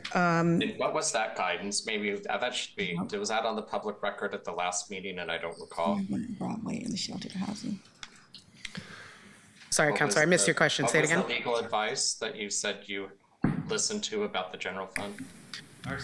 Our city attorneys. Go ahead. Coming up to the dais to. I haven't heard anything about that. So in this meeting, of course, I want to ask that question. I assume others might not know either. Thank you. Adrian. And it's in your inbox as well, correct? We sent a memo. Yes, I sent a memo The one this yesterday. morning. Yesterday, Councilor Ryan, and I can resend it to you with detailed analysis. No, I'll find it. I've had some technical issues. I will go back and look at it. And you're the attorney for the Housing Bureau, correct? Okay. Right, correct. For the record, Adrian Delcados, attorney for the Housing Bureau. So are you seeking an answer just for clarification right now on general fund limitation? Councilor Avalos made a point that it sounded like it suggested that the reason there's no general fund is because of some legal advice. So I just want to connect those dots based on what I thought I just heard. Yeah, absolutely. The reason that the money can't go into the general fund is because the rental registration is a fee and there are legal limitations on the use of a fee. It needs to be used in a way, if we impose a fee as a city and it's used for general purposes that are unrelated to the purpose of the fee, which is rental registration in this case, it starts to look like a tax, an improper tax. And so we do have some legal parameters on the use, and general fund is one of those parameters. And does this date back then to the original intention of the designation of these funds back when we received the ARPA money for rental assistance and for housing in general? And we chose certain buckets and rental assistance was one. I think it relates back to the original imposition, like when the fee was originally adopted. And so Right. there's this series of, there's ordinances, a few ordinances where the fee was established, and it was limited for rental services office at that time to keep it really narrow. It doesn't mean that there are not other related uses for affordable housing. In this case, the ones that are before council today would be legal with an ordinance expanding those uses, so some legal findings. But general fund starts to get outside of those limits. And just to make sure that this is a case, I've been here long enough to know that there's a lot of smart attorneys in the city and sometimes they don't always agree with each other. I think that's part of going to law school, correct? Is the city attorney in agreement with your opinion? I have consulted Robert. I believe we're in agreement. Of course, I'd like to let him speak for himself, but I did consult with Robert, and his name is also on the memo that went out. Okay, just wanted to make sure we didn't have to backtrack on that. So this goes back to decisions that were made, I think it was 3 years ago, on the designations of these funds at that time. And so I'm just clarifying that. And then I'm hearing officially that the legal advice from the city is you cannot suggest to use this money in the way that the mayor outlined in his email to all of us that made it to the media a couple days ago. Okay, that's all. Thank you. Council President, I just have a point of order. Yeah. Given that information that was just said, and since the attorney's here, my point of order, I guess, is the administrative fee that was used as the calculus for that general fund from the administration. Based on this statement, are we to presume that there is no ability for any department to take any administrative processing fee off the top of in order to run the program? That seems like a major change in the way we budget this city. And if that's the new legal advice that's happening in real time on the dais, I feel like it's an important calculus. I was hoping to expand since we're in that realm right now. Is that a point of information then, not a point of order? Because that's a question. Sure, Councilor. Well, I want to follow the rules. That's all I want. Yeah. So, Council President. Adrian, what is your reaction to? Yeah, I mean, thank you, Robert. I was going to say, I don't want to, the analysis that we did was just on use of the rental services fee, and I think we did give a path forward for pulling an administrative fee into the general fund. If you want further analysis that really drills down into how much administrative, it really comes down to what is the use for administrative, and I think that I need to better understand, is it PHB's administrative fee? Is it going back to the general fund? And so we could further do that analysis. I don't want to suggest that this should be taken to apply to every fee and every administrative cost in the city. Not foundationally based yet. Hello, for the record, I'm Robert Taylor, the city attorney. I heard Councilor Ryan's question. For the record, Ms. Delgado is an excellent lawyer. She prepared the memo at my direction. I reviewed it and approved it before it went to the full council. And is there anything else I need to say to support you here? No, if you'd like to add anything with the administrative fee, but So there is an issue where, and the budget office has talked about this, where you could perhaps swap some of the administrative fee for general fund, and that would allow you to free up some general fund for uses elsewhere. But it would require the budget office to do the analysis of what exactly is available to do that swap. But that is another option that's available to council. Thank you for that clarification. Councilor Pertolguini. Thank you, Council President. Just a couple of questions. First, is this the same document that was handed to us that was posted online just before the meeting this morning? Correct. Yes. Okay. And am I correct in reading that we have returned, different from the amendments 1 and 2 that you brought forward, to funding over a 3-year period, that this funding is again stretched over 3 years instead of used immediately? Correct, as was informed by Ruth that we were able to do. Okay, but the 1 and 2 that we had been looking at previously spent all the money immediately? Yeah, and to be clear, this original was put together with the help of the Housing Bureau, and we added those lengths of time specifically at their direction for what they felt was the way that they could get out the dollars, because by putting it all in 1 year, they couldn't get it all out. So since we went back to the original, we didn't, the way that the other amendment last week was structured is, yeah, so we're scrapping that, we're going back to the original and made the changes to that 9 million. Okay, and I understand that you don't want to compare to the 1 and 2, but that's what we all last saw. So that's kind of where my brain is going from. And there was a question about certain fund changes, and I don't think the answer around the stabilization, the portfolio stabilization funds was clear. I heard one of you say that remains the same and one say it doesn't. By my reading, compared to, again, the D1, 1, and 2, that is cut back in half to 750,000 from the 1.4, or just under in half from the 1.4 million that we saw last week. Is that correct? That is correct. Yes, that is my mistake. I didn't have it in front of me when I was answering that, and I couldn't. Okay. And then just a question on Broadway.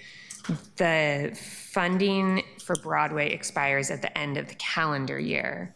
Do we expect the legislature to take action on this in their short February session, or is it more likely that they would take action in the long session and we actually need that to expire at the end of the fiscal year to align with the opportunity for legislative dollars? We expect that it would happen this year, and if it does not, then the money goes back to rental assistance. That is the agreement. Okay. That's what we wrote, and that's when you say we expect that, have we had conversations with the legislature? Because my concern, and I'm not opining on whether Broadway should or shouldn't be in there, but if we think we are putting up the money to try to leverage state money, and we don't think they are having that conversation in February, we are very close to that session already. My concern is that that's not actually a real proposal, and I want to understand what in here is a real proposal and what's not.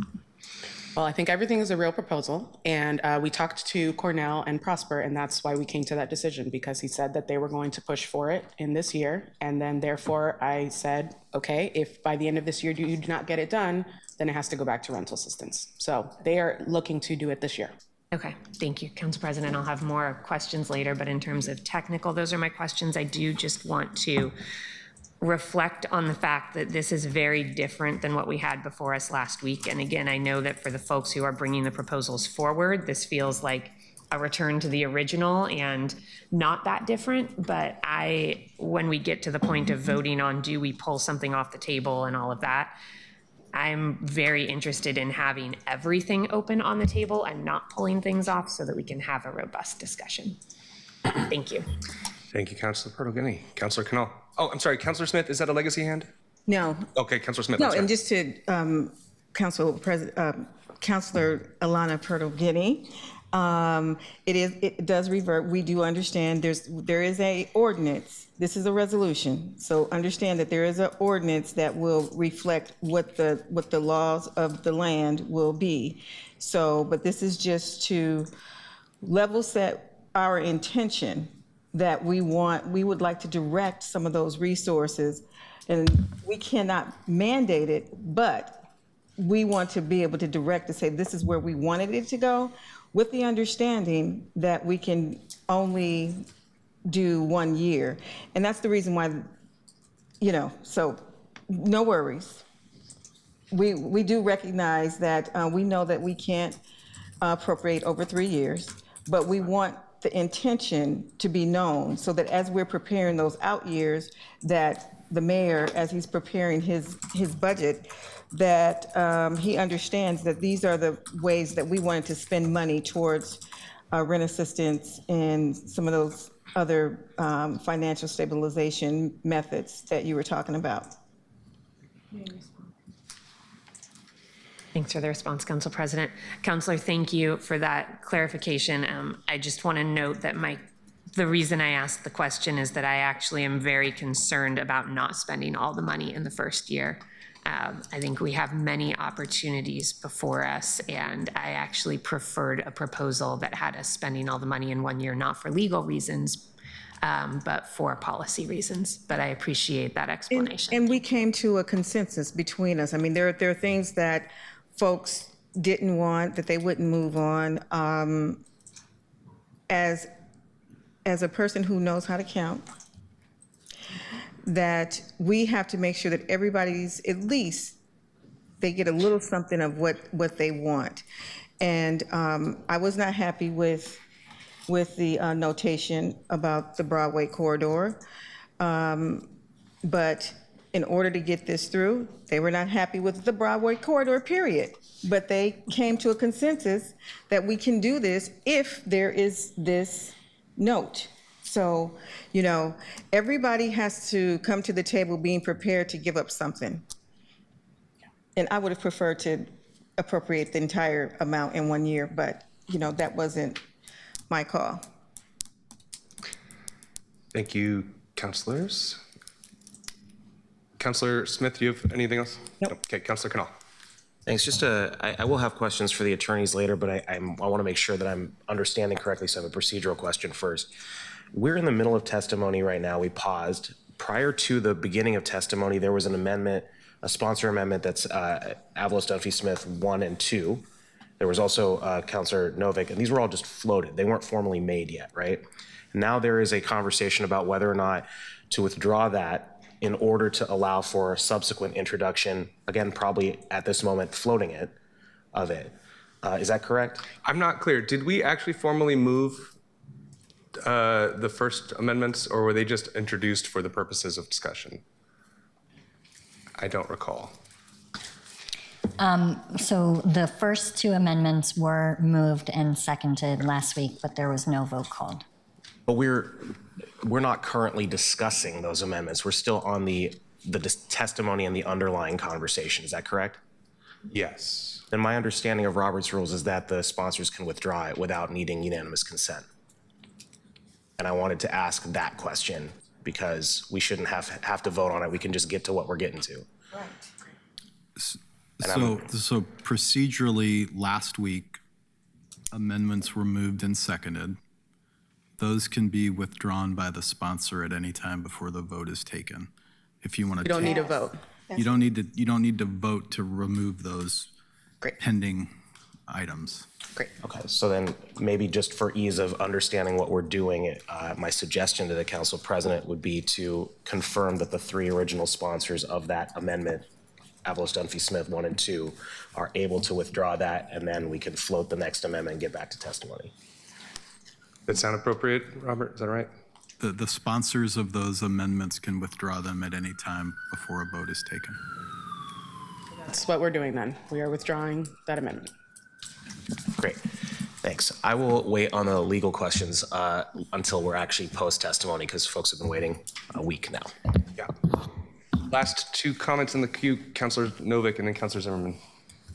I wanted to get to public testimony, but I just wanted to say that I proposed $4.14 million to the general fund based on my understanding that the administration was saying that that was legal. And now it's not clear. You seem to be saying, well, it's not unless there could be some swap with, let's see, what was the language specifically?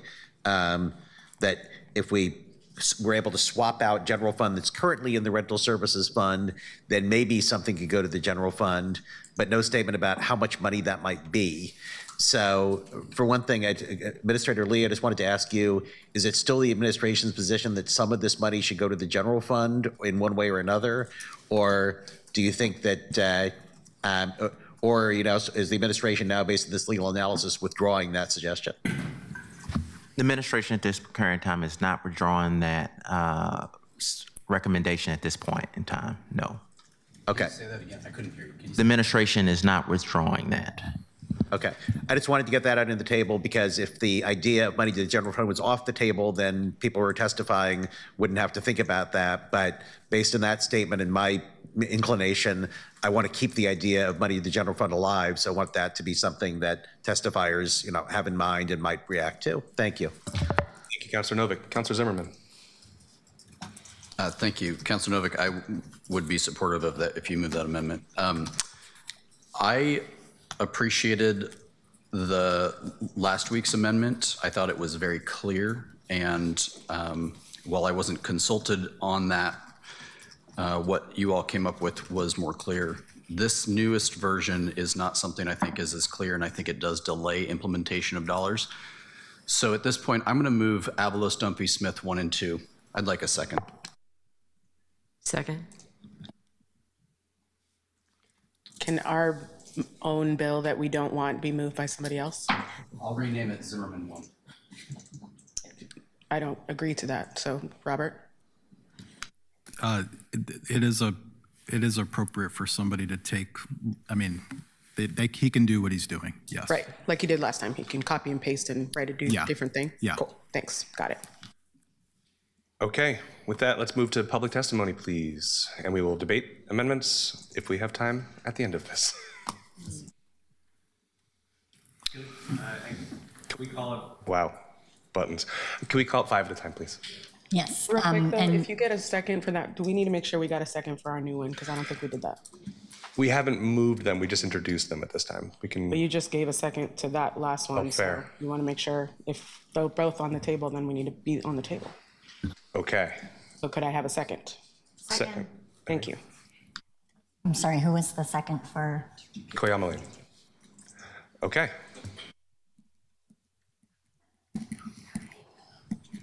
Okay, and then, Council President, to confirm, it's 90 seconds. Yes, we've reduced to 90 seconds. Thank you. Our first 5 testifiers are Skylar Cruz, Jonathan Greenwood, John Hollister, Michelle Ajami, Lily Burnett.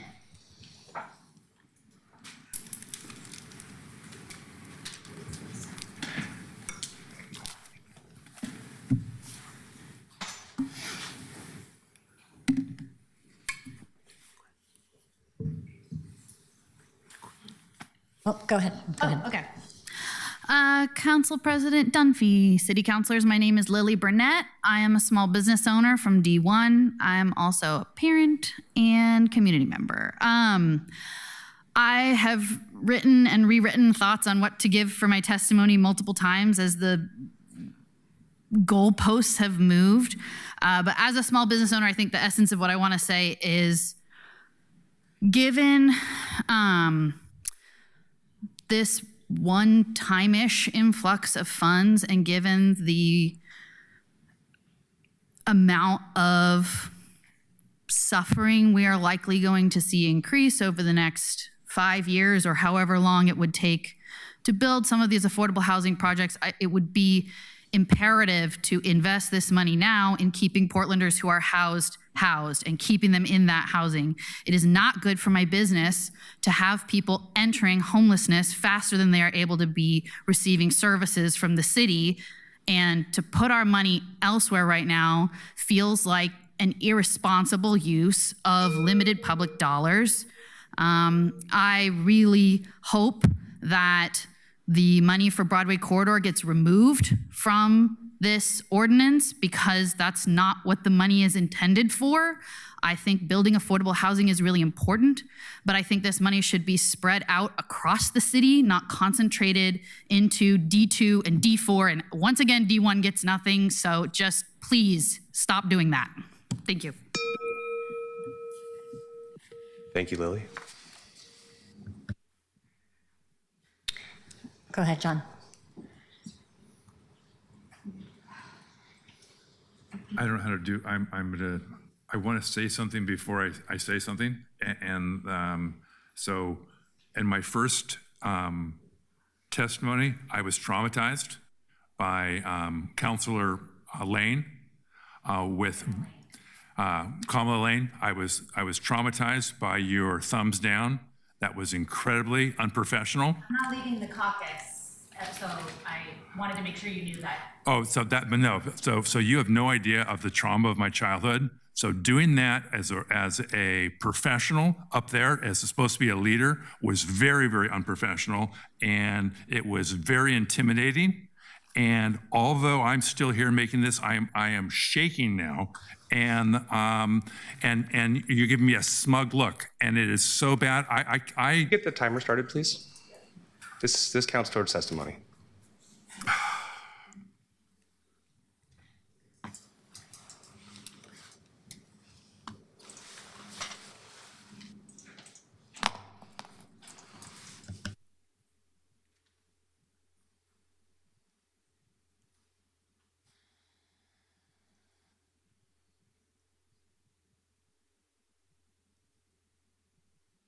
Want to take a break and come back?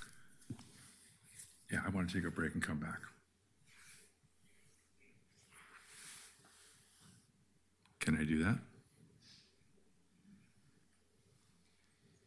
that? Shall I call the next? Go ahead and call the next, please. Checking to see if Skylar Cruz, Jonathan Greenwood, Michelle Alajami. Next up, we have Maddie Garrison, Michelle Hornbeck, Nami Bigos, Jay Amechi, Joy Jackson,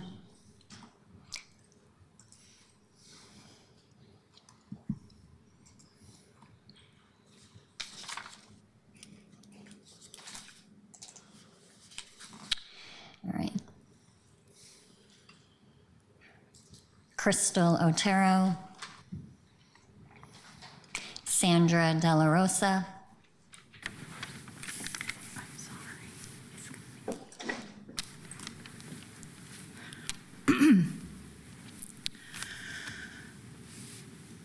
Do I go now? Yeah, go ahead. Okay, hi. Happy to be here on different circumstances. My name is Crystal Otero. I'm a resident of Portland. Historically, housing system funding for families has been prioritized for rent assistance over building out a family shelter system. In the coming years, I think data indicates we will see an increase in homelessness likely by 2 to 3% year over year for maybe the next 3 years. The current wait list for a family shelter spot is 6 months.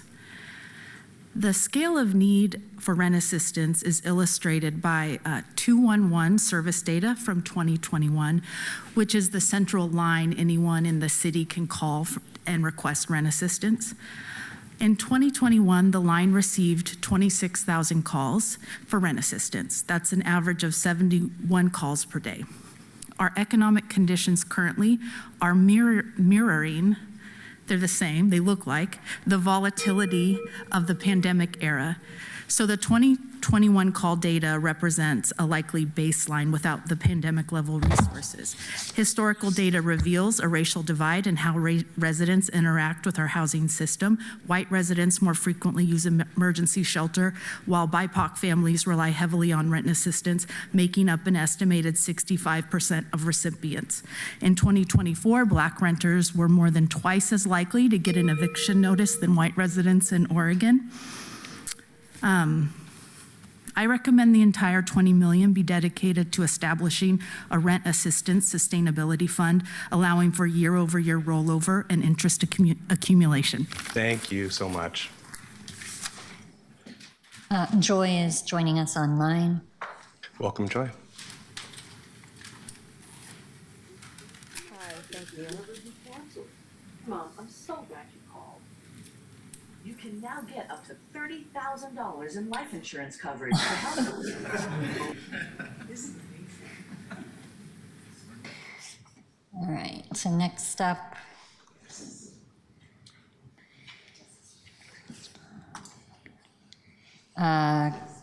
Let's see here. Emily Comey.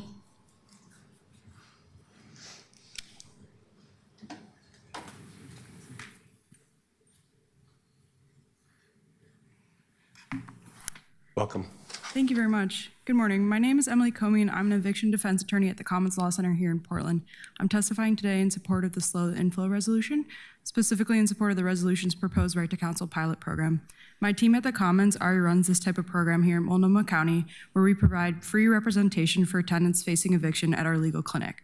For over 3 years, we've done this, what this proposition aims to do. At both the downtown and East County courthouses, we represent unrepresented tenants facing eviction for free. While some programs are able to assist people before they have to appear at court for a hearing, the reality is a great majority of tenants still go unrepresented. While almost every landlord has a lawyer, very few tenants can afford one. We started this clinic in response to our community's very real unmet need. By far, Multnomah County's rate of residential evictions exceeds any other county in Oregon, and the vast majority of these evictions are filed for non-payment of rent.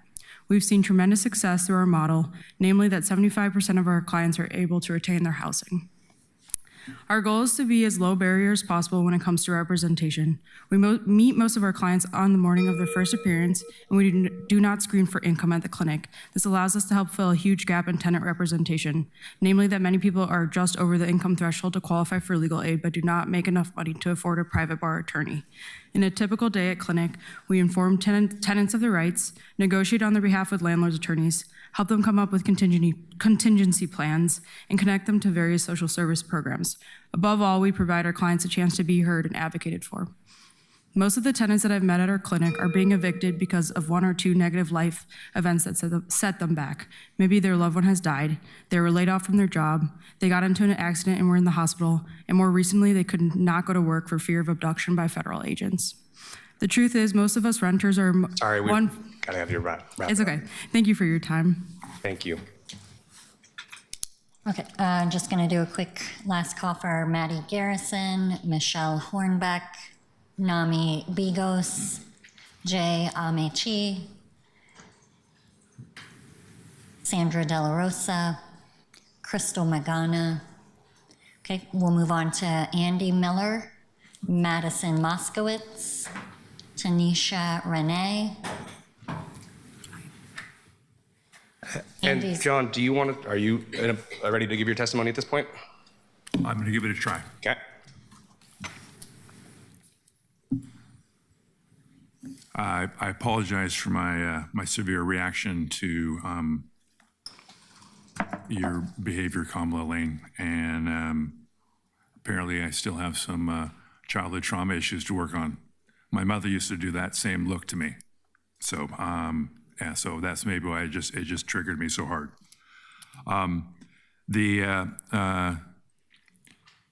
The city is going to come up, you know, when the mayor puts his budget together, about probably $100 million short for next year. So I feel like you're a bunch of kids that found some money and let's go spend it.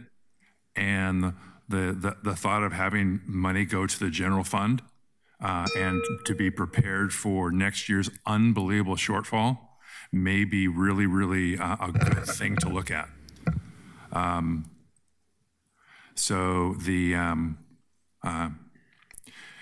Just Kamala Lane, just be aware of what you're, as an authoritative figure, how you affect people, and that type of leadership right there. I can personally blame you for some of the overtake of last. Thank you for being week. here today. Oh, perfect. Good morning. My name is Tanisha Renee. I'm the Chief Operations Officer at Williams & Russell, where we are building 20 homes for purchase, and 85 apartment homes for rent for displaced residents and their descendants from the Albina area, where 171 families and 36 businesses were displaced by Emmanuel's expansion. That never happened, and that land sat vacant for 50 years. The journey for homeownership can be long and hard for so many of us. My personal journey took me 7 years with the support and resources of Portland Housing Center and the Preference Policy DPAL. As an Air Force veteran, I live by our core values, which are integrity first, service before self, and excellence in all we do. I particularly resonate with service before self because the kindness of strangers got me here today. I currently live and purchased my home in historical Vanport, but more than that, I now dedicate my time on the Portland Housing Center Board and the Oversight Committee to help others achieve their dream of homeownership. The money for homeownership, or the money that would be allotted for homeownership today, would not only help displaced residents purchase, but return home where they work, they play, and they send their children to school, but they rarely own. I thank you for your time and your consideration on this matter, and I hope you have a wonderful day. Thank you so much for being here. Andy? Councilors. I'm sorry. Go ahead. Yeah, please. Councilors, good morning. My name is Madison Moskowitz, and I'm testifying as Government Relations Manager for REACH Community Development, one of Portland's largest housing nonprofits. We help over 2,500 Portlanders afford homes in all 4 districts, and I'm testifying in support of Slow the Inflow with some reservations. The preservation and stabilization proposal is crucial because persistent vacancies hammer properties' financial stability and imperil the continued existence of affordable homes. It's less expensive to preserve existing than to build new. We hope portfolio stabilization efforts can be expanded in the future. REACH strongly supports rent assistance and eviction prevention. We appreciate Councilor Avalos' focus on stabilizing renters before an eviction is filed, and we urge you to create a system to connect affordable housing residents directly with rent resources. We also recommend connecting rent assistance to the mayor's housing strike team. We're working to fill vacant units, but residents need rent assistance and appropriate services to achieve long-term stability. You have an opportunity to align assistance here to prevent evictions and reduce vacancies, which stabilizes properties and keeps homes affordable in the long term. Finally, it's grossly unfair for councilors to, in a non-public process, throw gap financing at specifically named projects, some of which could rent at up to 120% area median income. That's not affordable. As a key part of Portland's homelessness prevention and affordable housing system, REACH needs an opportunity to advocate for our residents to benefit from public dollars. There ought to be a competitive public application process through Portland Housing Bureau for those dollars, not backroom deals. Thank you. Thank you. Thank you for being here. Go ahead, Andy. Good morning, Chair Dunphy, Vice President Clark, members of the council, good morning. For the record, my name's Andy Miller. I'm the Executive Director of Our Just Future. We work every day to improve housing security in East Portland, where, as you all know, rents are rising fastest, incomes are lowest, and far too many families are hanging on by a thread right now, especially families of color. I'm here in strong support of what was the compromise amendment from Councilors Avalos, Dunphy, and Smith, and may now be Councilor Zimmerman's amendment. Council's focus on slowing the inflow into homelessness is exactly right. Investing now makes sense. Eviction prevention, rental assistance, and affordable homeownership support will make an immediate difference for families who are one crisis away from losing their homes. These are the families we serve every day: seniors, immigrants, working parents, people with disabilities who want nothing more than stability. While the city is staring at competing budget needs, I want to remind the council that these dollars were intended to be restricted housing funds. The rental registration fee is legally required to go into the Housing Investment Fund and to be used to help low-income Portlanders access housing. Using these funds to keep people housed is not optional. It's exactly what they were promised for. We strongly support the increased shelter to housing investment, especially after mid-year cuts destabilize providers like us and residents alike. Housing investments attached to shelter are what end homelessness for real people and free up shelter capacity without having to expand beds additionally. The funding to stabilize existing affordable housing is also urgent. We ask council to direct PHB to work with affordable housers to structure a housing stabilization investment to stabilize the most challenged properties. Thank you. Thank you very much. We're going to go back to Joy Jackson.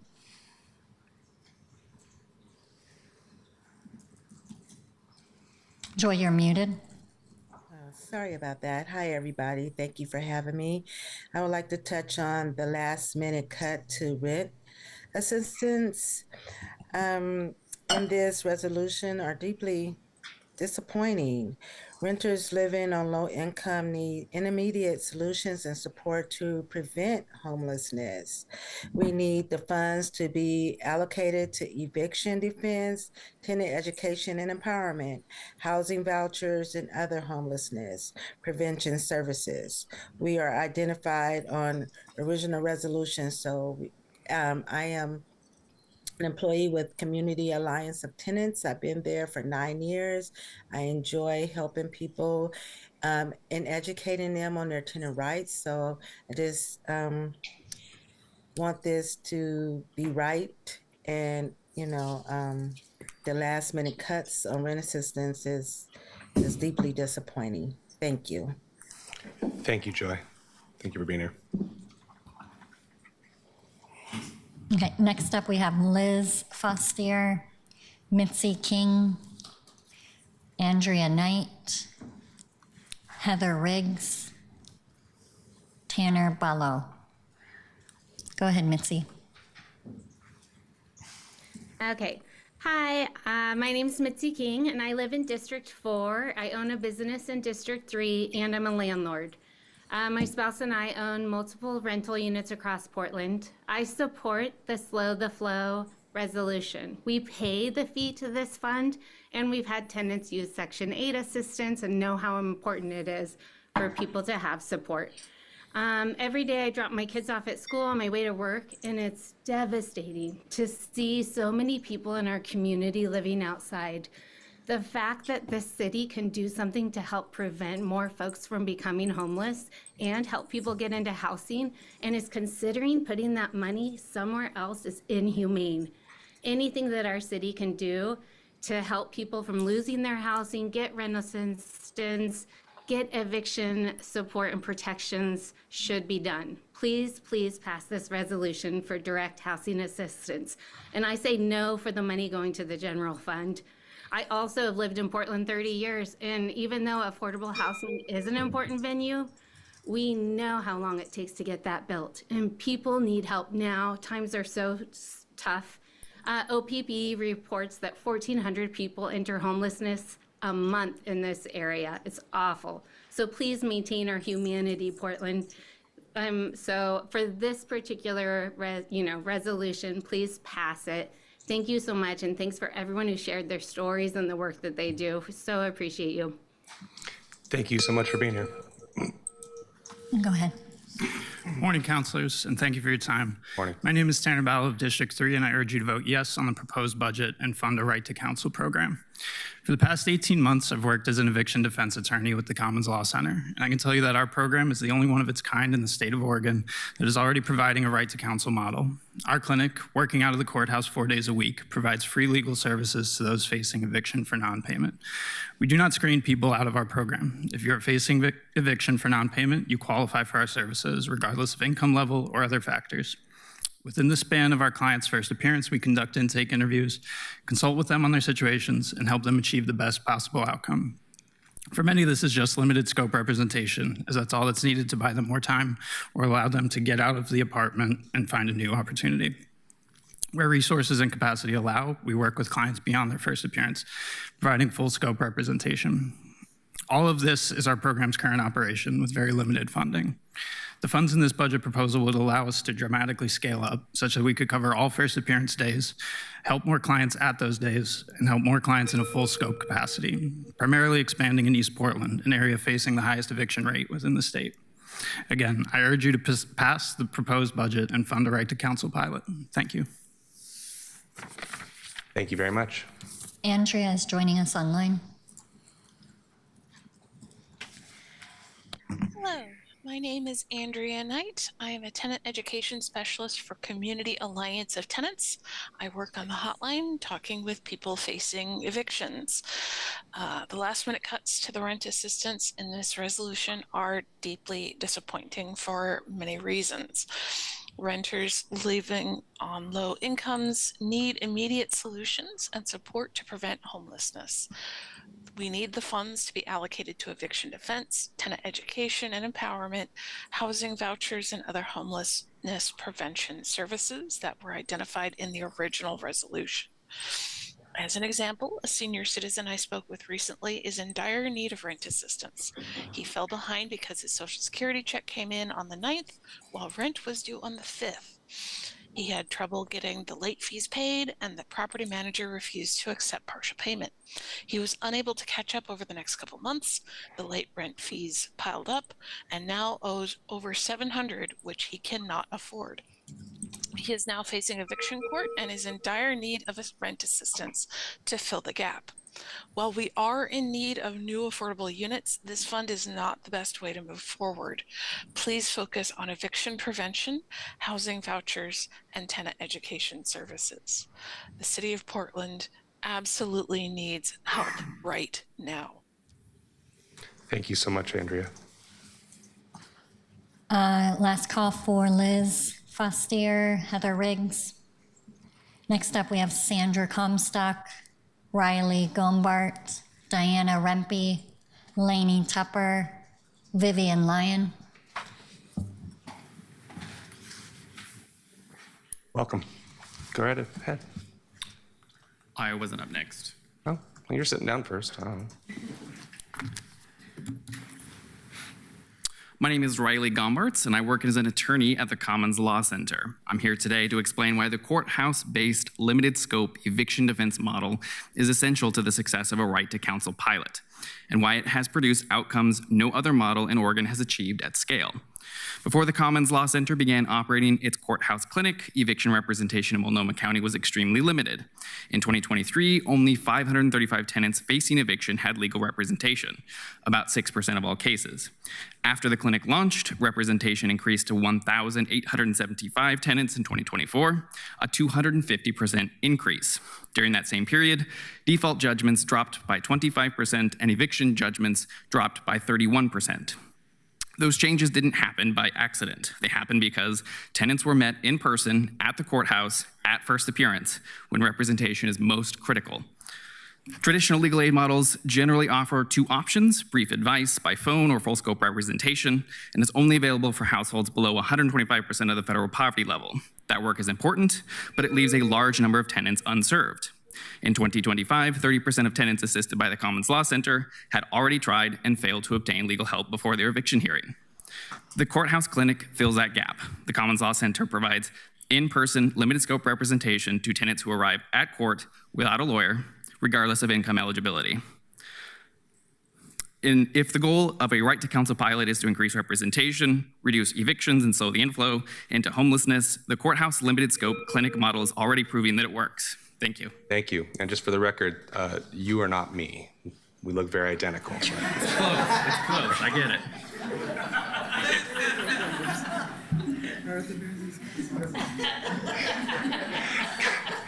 Sorry, I'm trying to bring some levity to the room. Appreciate everybody.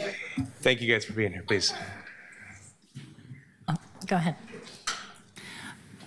Hello, members of council. I'm testifying on behalf of my colleague, Diana Rempe of Street Books. We are a mobile library working with folks on the outside and on the margins in Portland. They are on a library shift currently, so I'm testifying on their behalf.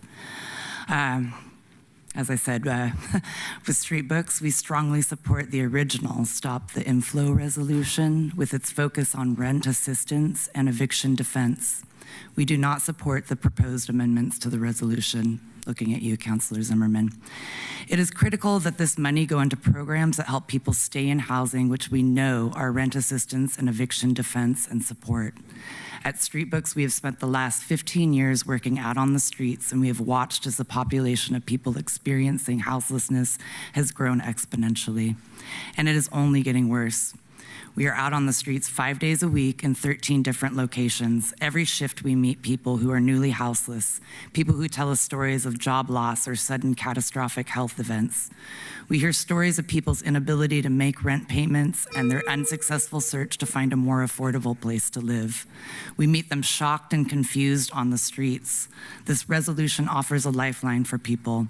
We are not here to argue about whether we should build more housing. Of course we should. And the city budget should reflect that commitment. This resolution is about helping people right now, reducing the number of people falling into houselessness. It is imperative that this resolution pass unamended. Thank you. Thank you so much. Go ahead. Hello, my name is Julia Winnett, and I'm an eviction defense attorney at Clear Clinic. I'm testifying in Lainey Tupper's place. As you know, Lainey was already here receiving an award, but had to go back to running our organization. I was also previously an eviction defense attorney at the Commons Law Center, and I am testifying in support of them as well. Our housing justice team at Clear Clinic is deeply committed to providing both legal services and financial assistance to our neighbors to keep them housed. We've been doing this for over 4 years now with funding from Portland Housing Bureau. These services are highly effective in keeping folks housed, benefiting the individuals, their families, our community writ large by preventing houselessness and preserving affordability. Accordingly, Clear Clinic urges the council to support this work to prioritize funding immediate rent assistance and eviction prevention services, which are essential to our clients' survival. We are disappointed about the shift of some of these funds away from immediate rent assistance and eviction prevention, but we're testifying today in strong support of specific items in the budget amendment for eviction prevention, rent assistance, and eviction legal defense. We're proud to be a Portland Housing Bureau eviction legal defense provider, but we know that we and all of our fellow PHB providers do excellent work to keep our neighbors housed, and also that people fall through the cracks and end up in eviction court without any legal help. So I want to highlight the important safety net that the Commons provides, and that's all I've got today. Thank you. You so much for being here. Thank you. Vivian Lyon online.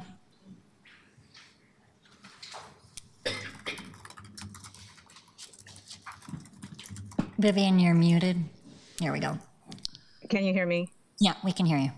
Okay, great. My name is Vivian Lyon. I'm in District 3. I'm the Legal Services Director at Clear Clinic Housing Justice Eviction Defense. Julia Winnett is one of my teammates. I've held this position since March of 2022. I was on the Rental Services Commission from 2020 to 2023. I'm honored to have served with Councilor Murillo on that advisory body. I had been planning to recommend that last week's amendment be largely replaced with a slightly amended version of the original proposal. Keeping the funding for the Commons Law Center rather than a right to counsel pilot project. The Commons Law Center has been on the ground at Multnomah County Eviction Court most weekday mornings for years now. They're already doing the work. We don't need to waste time getting a pilot project off the ground. The kind of fuller scope that we at the Clear Clinic and those at Oregon Law Center and MPD do is indispensable, but there's clearly a need for legal professionals at the courthouse to provide legal advice to tenants facing imminent eviction who haven't yet been connected to legal services. The Commons has led the way in providing these services on a shoestring. They've done more than their fair share to empower tenants at eviction court in their very hour of greatest need. I urge you to remove, in addition to recommending that the Commons Law Center be prioritized rather than simply a pilot project, I urge you to remove the Broadway corridor money and focus on using this money for to keep people housed and to provide eviction defense at all points of intervention, including at the courthouse. Please listen to tenants and those serving them and advocating for them. Thank you. Thank you, Vivian.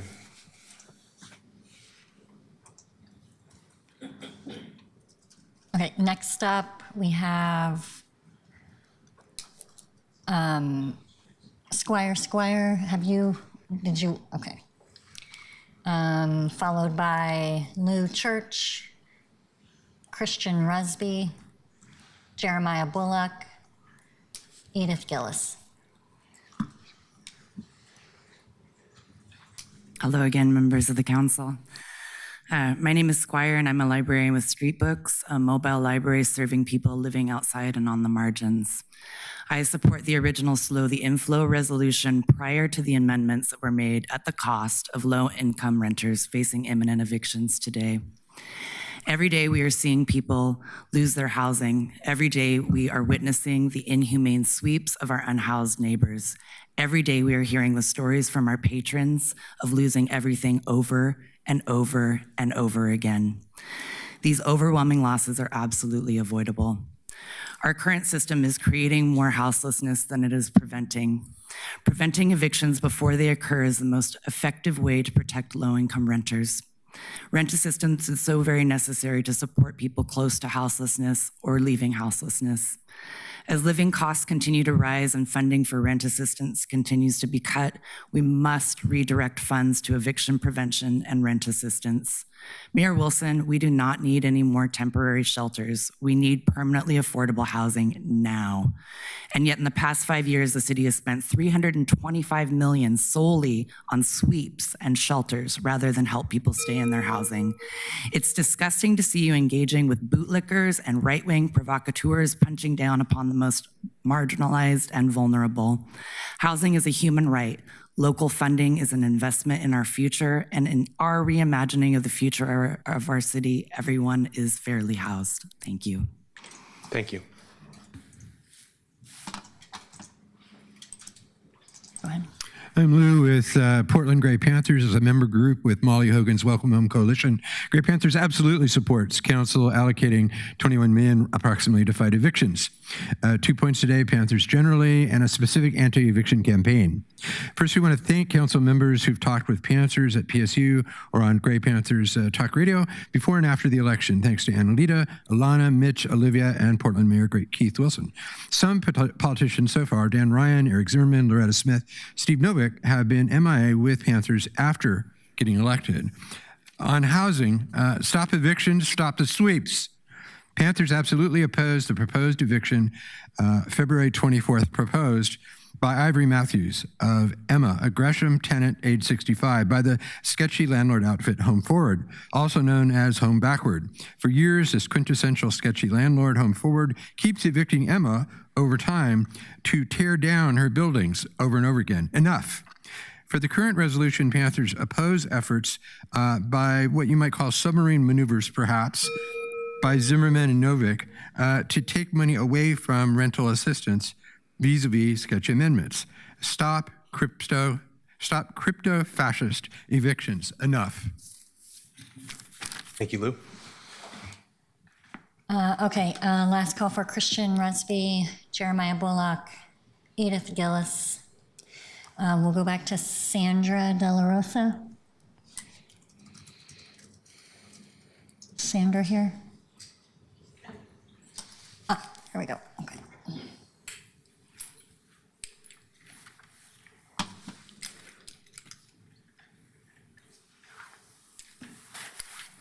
Good morning.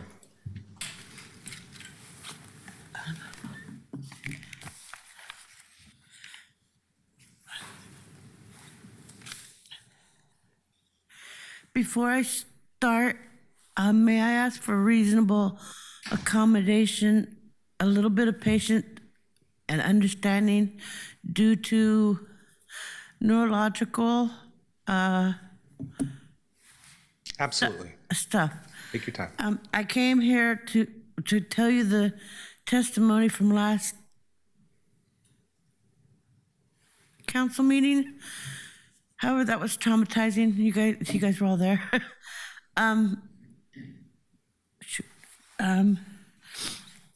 So I have a quick version, but I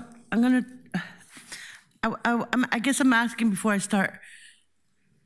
I think it's crucial for me to tell you my testimony because I'm speaking to you now from this side of the table instead of that side of the table. And if I can say the whole thing, you'll understand. Absolutely. Do your best, and you're doing great. So. Okay. Thank you. Okay, so what time is it? Yep, there's the timer. Good afternoon, Council President Dunphy and Councilor Zimmerman. I'm here specifically to testify in support of Section 9 regarding the rental assistance allocation. My name is Sandra De La Rosa. I'm a peer support specialist in 97209. That is the Pearl. I speak to you as a former board member of Central City Concern, the National Healthcare for the Homeless Council, and Multnomah County Behavioral Health Advisory Council. I worked on the Housing is Healthcare with Senator Merkley in Washington, D.C., and I was highly involved in the supporting HB 2001. If it weren't for my care team, housing case manager, counselor, and peer support specialist, I would not be here alive today, right now. However, even though the best team cannot overcome a broken system, especially when management prioritizes rigid, outdated rules, this is complete contrast and opposite of their own mission statements. I know why people drink, do drugs, and why they commit suicide.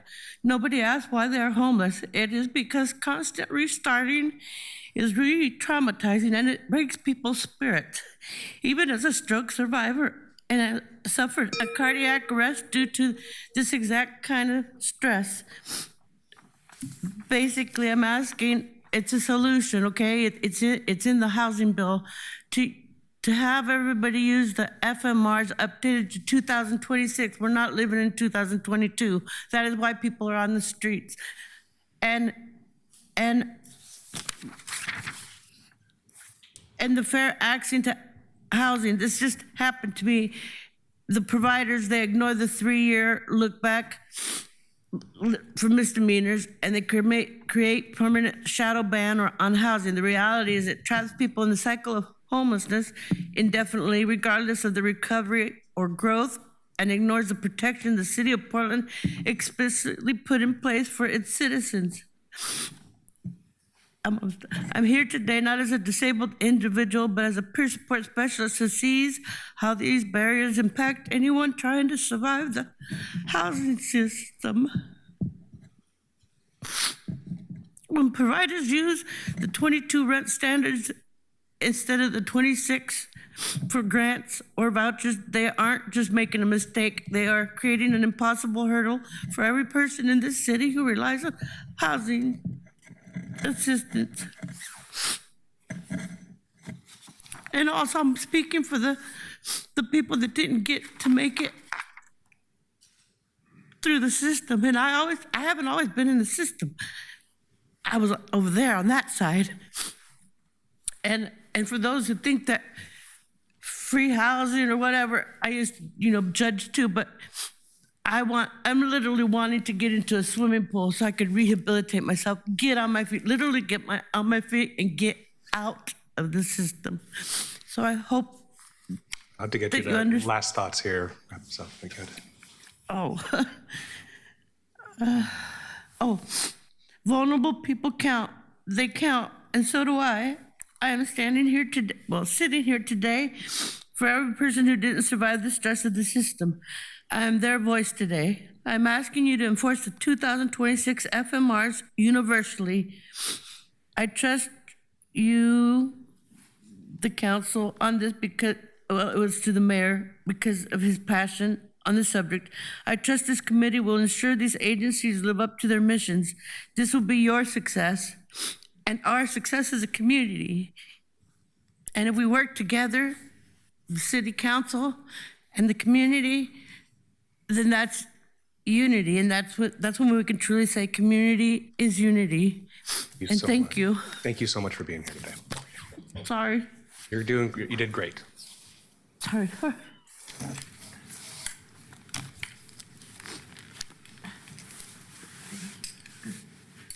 Thank you. Next up, we have Leslie Cochin, Azalea Renfield, TJ McHugh, Lucas Angel Atchison. And Keelan, how many more folks do we have in the queue after that? Okay. Okay. I'm going to let these folks give testimony, and then we're going to do a quick bio break for everybody. So whoever wants to jump in, please. Middle, you're up. Good morning, council members. My name is Lucas Angel Atchison, and I'm currently in District 4. I'm a paralegal at the Commons Law Center, a 503 nonprofit organization that offers assistance with tenant evictions. Our clinic's unique approach to limited scope and full scope representation enables us to assist numerous households in Multnomah County. Although we primarily help households through eviction clinic, we also represent communities through our eviction clinic hotline. If we're unable to take on a community member on as a client, we refer them to other organizations offering eviction defense or rental assistance, many of which we have built close relationships or even developed partnerships with. Specifically, we have partnerships with organizations like the Cupcake Girls, which offers assistance to community members in the sex industry or victims of sex trafficking, as well as organizations that offer eviction defense, such as the Underdog Law and the Clear Clinic. We most recently partnered with Blanchet House. We're offering assistance with eviction expungement, which is a major barrier that keeps our community members from being housed. We strongly believe that creating relationships and partnerships will help fill the necessary gaps that these households face in an FED action and help prevent them from being evicted. Once evicted, so the social services and aid that many of these households rely on to live and support can become much harder to obtain. This makes it a nearly impossible task for these community members to get back into housing and reobtain the social services and aid needed. Keeping and making sure that our community members stay housed will not only help the city financially in the long run, but will also help clear up an already congested, overworked court system. I'm advocating for the Right to Counsel pilot program. Thank you very much for your time. Thank you very much. Also, great timing. Hi, good morning, councilors. Thank you for the work that you're doing during this incredible moment in time. My name is Azalea Renfield. I'm the CEO of Williams & Russell. I'm here in support of the resolution to support investments in all housing. It is evident here in this council chambers that housing continues to remain a matter of contemporary policy. It is here to stay. It is not going anywhere. There are simply not enough dollars to do all the work that we are charged to do, but we're doing it one chip at a time. I also want to encourage us all not to see any type of housing assistance or housing down payment assistance or housing homelessness and shelters or rent assistance as competing priorities. It's all one of the same. We're all at various levels in need of housing. So not only is it a matter of contemporary policy, it's also Maslow hierarchies of needs. Shelter. Long before we come here, housing still was important. So when we hear people testify through emotions, passion, anger, it's because we're trying to do the best we can. And you all sit with such a large charge to make a decision that really impact hundreds, if not thousands of people in this city limit. I stand by the resolution. It's not perfect, but it's getting us somewhere. I thank you all for coming together to help us get where we need to get. You have the dais. Thank you. Thank you. Thank you so much. Good morning, councilors. My name is TJ McHugh here on behalf of the Portland Metro Chamber, representing more than 2,300 businesses, over 80% of them small businesses across every industry. We advocate for policies that support economic vitality, community health, and shared prosperity. I want to thank Councilors Zimmerman and Smith for refocusing this resolution on building more housing. The Chamber strongly supports the Smith amendments providing gap funding for the Broadway Corridor, William & Russell, SEI's Northeast 13th Avenue Homeownership Project, and Urban Plaza. These investments will put shovels in the ground quickly, delivering housing, jobs, and private investment. But more is needed. Portland has been in a housing emergency since 2014, yet our actions do not reflect that urgency. Housing costs are roughly 30% higher than the national average, while new development here has nearly stalled. Housing costs are a primary driver for homelessness and economic instability, and they stem from a decade of underproduction. To spur growth, council must urgently remove barriers to restart housing production at a scale of at least 6,000 units per year. That means pausing new rental regulations, review existing regulations, modernizing parking rules, enforcing a 120-day permit deadline, restoring the multi-program at 120% AMI, and ensuring inclusionary requirements are fully cost offset. Housing supply is the foundation of affordability. Council must act and act now. Thank you. Thank you, TJ. Stephen is joining us online. Welcome, Stephen.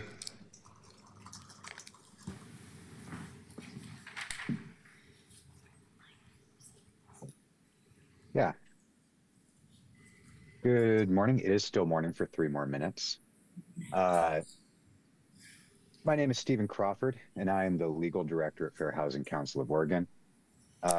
We understand we're adding our voice to the chorus of disappointment about directing funds away from direct to tenant assistance that has been proposed in this fund. But we're also speaking today to encourage the council to adopt a modest revision to ensure equal access to housing in Portland. So FHCO is a statewide nonprofit dedicated to ending discrimination in housing discrimination in Oregon through education, investigation, and outreach. We're already a grantee with the city of Portland. Under that grant, we provide housing education opportunities in numerous venues throughout the city. We process and investigate allegations of discrimination by housing consumers and community advocates. We provide audit testing of the Portland rental housing market and advocate on behalf of housing consumers, most of whom are facing housing instability. In Portland in 2025, we processed discrimination complaints for 430 complainants, provided direct assistance to over 82 households. That assistance oftentimes results in retaining housing assistance. In 2025, we suffered some major cutbacks to our budgeting. We lost our federal funding for, frankly, political reasons. And that is forcing us to make staffing cutbacks. We're requesting that as part of this package, the council consider a $200,000 investment to Fair Housing Council to ensure that housing stability is provided equitably to Portlanders in the city. Thank you. Thank you, Stephen. And that completes testimony for this panel. For this panel, we will be coming right back, but colleagues, I'm going to give us a 5-minute bathroom break. Let our staff go and stretch their legs for a second, and we will be back, let's call it 12:05. Thank you. Yep.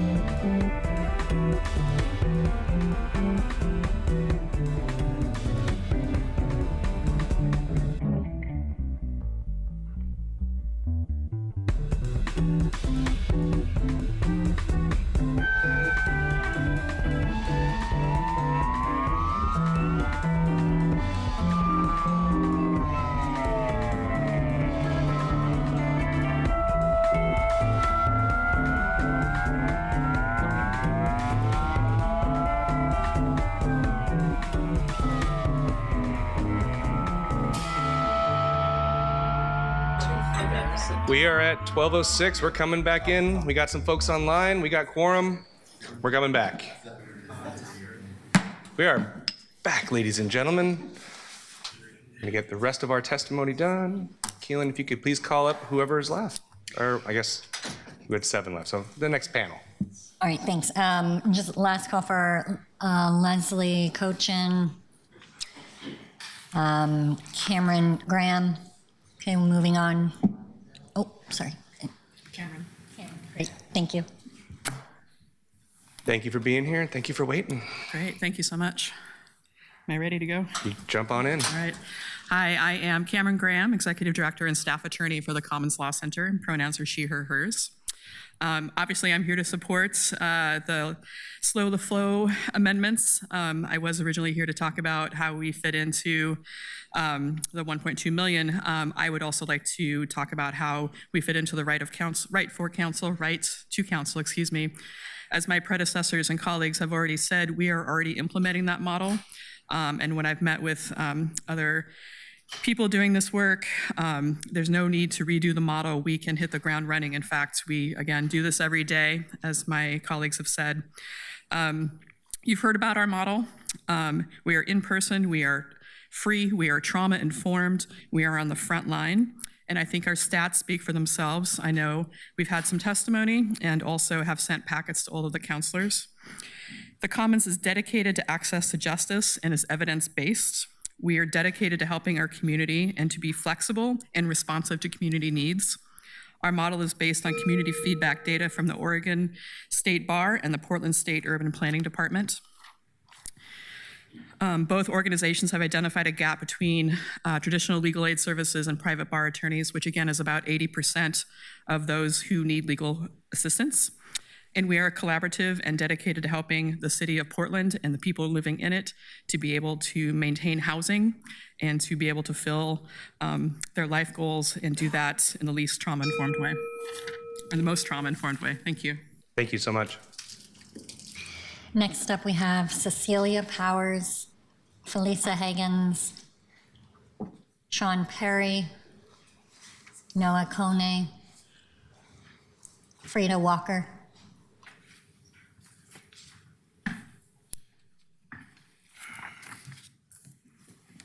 May I go? Wonderful. Yeah, you get to go Good first. afternoon. My name is Sean Perry of District 3. I'm a paralegal with the Commons Law Center working in the tenant eviction defense program. Our mission is to provide access to justice for all. We hope to empower tenants, avoid evictions, and mitigate the long-term impact of evictions on a tenant's record. I'm here to advocate for the resolution generally and specifically for the funding the right to counsel pilot. What separates our firm from other nonprofits is our in-person clinic. 3 days a week, we are at the Multnomah County Circuit Courthouse, and 1 day a week at the East County Courthouse. We provide limited scope representation for tenants who are required to appear for the first appearance hearing facing an eviction. 75% of our clients retain their housing.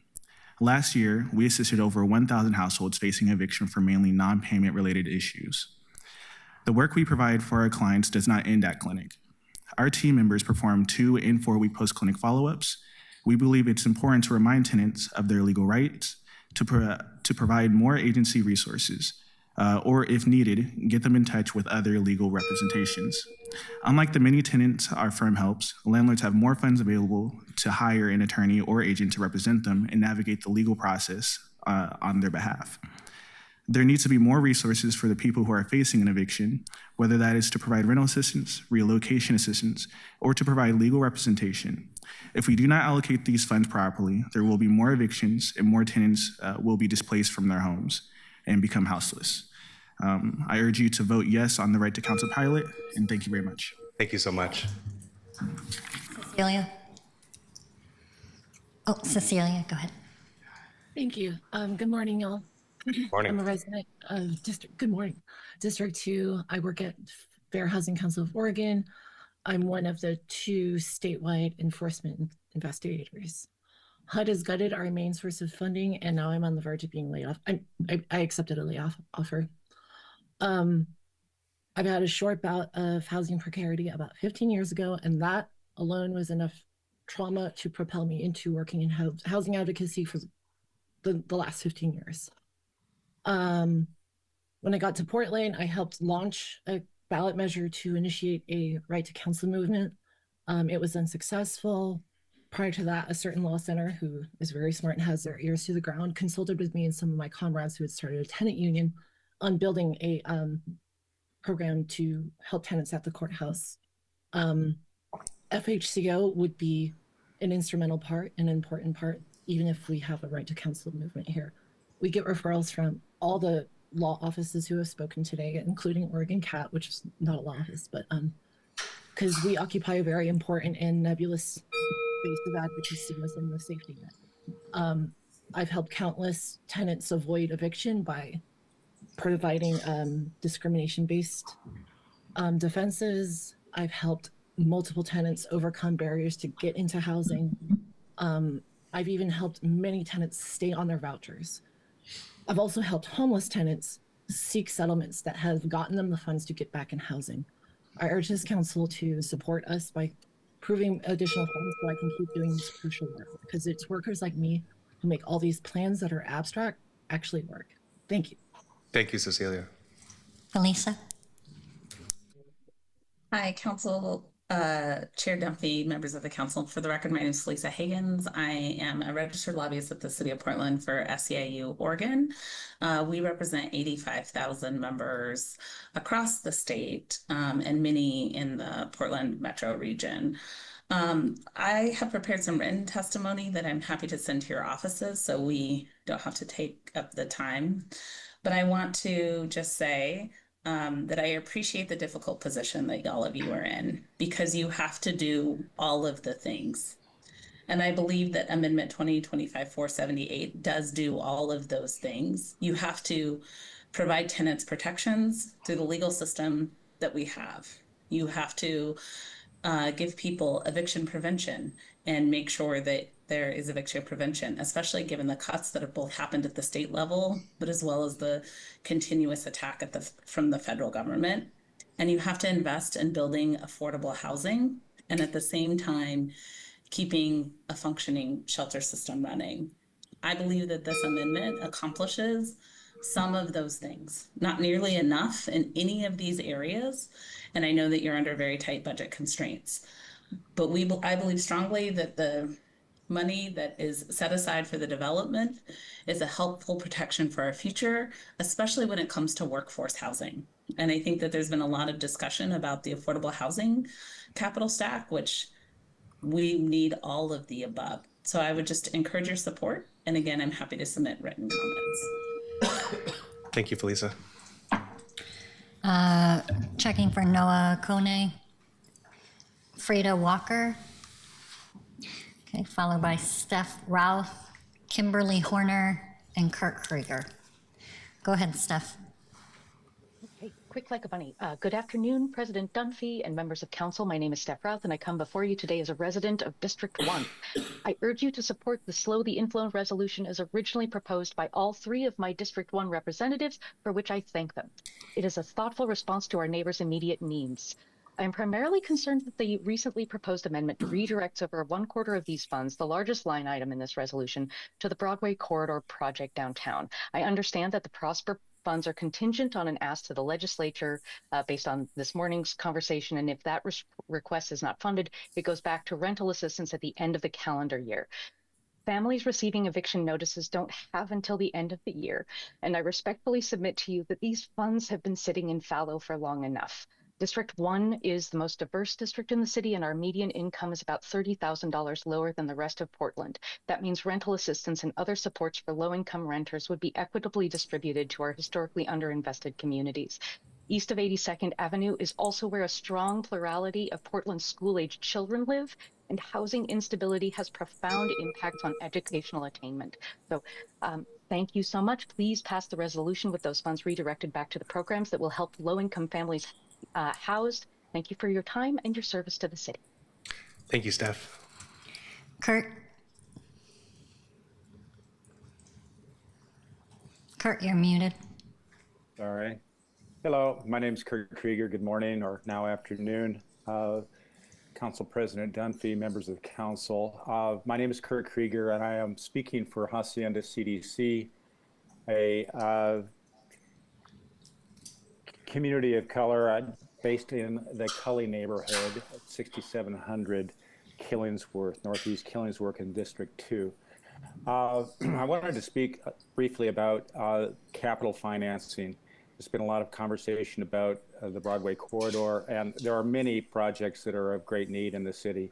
So I don't think it's appropriate to pick winners and losers here today, but I did want to speak on behalf of the resolution as amended and ask that you consider a project that Hacienda is working on, which is a completed but vacant 8-story building in Northeast Portland, also District 2.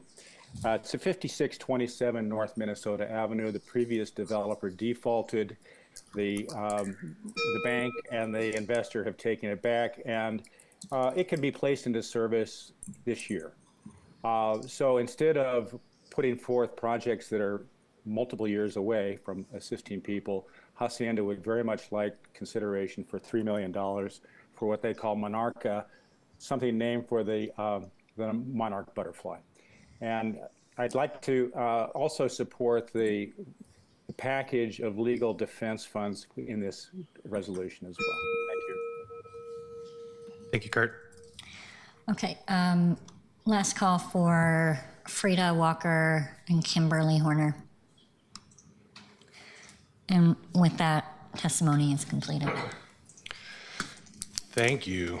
I just want to start by thanking everybody who came and testified both last week and this week. It has been required a lot of patience and flexibility from the public as we have figured this out. And colleagues, I also want to thank you for your patience and your flexibility in this process.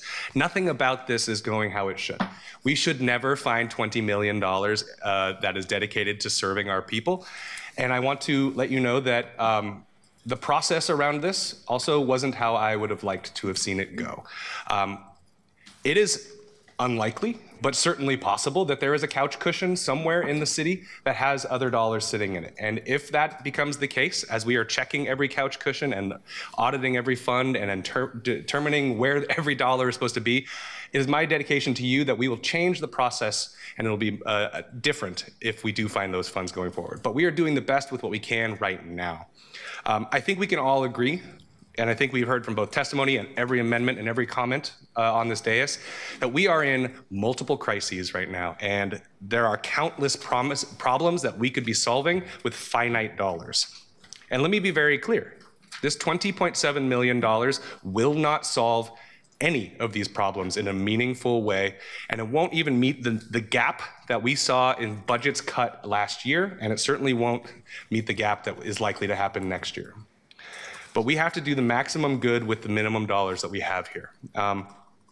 As we have said, this is a compromise, and I have deep concerns about some of the parts of this, but I'm ready to support the compromise package because we need to move this forward and we need to get these dollars out. I agree that there's conversations about getting the dollars out in year 1 versus year 3, and that we are going to need to have those conversations. I just will note that the Broadway corridor has units available up to 120%, which is deeply concerning to call that affordable, because in most of the city, 80% is considered affordable, and in my district of District 1, 60% is considered affordable, or considered market. I apologize. And lastly, I wish that there was some sort of call out in this for a District 1 project, but the reality is there's not any construction on this scale happening in District 1 right now. We got to go where the dollars are, where the projects are. All of these projects should happen. All of them are amazing. All of them meet the different ways we are approaching the homeless and housing crisis. And the situation we are facing is deeply unfortunate.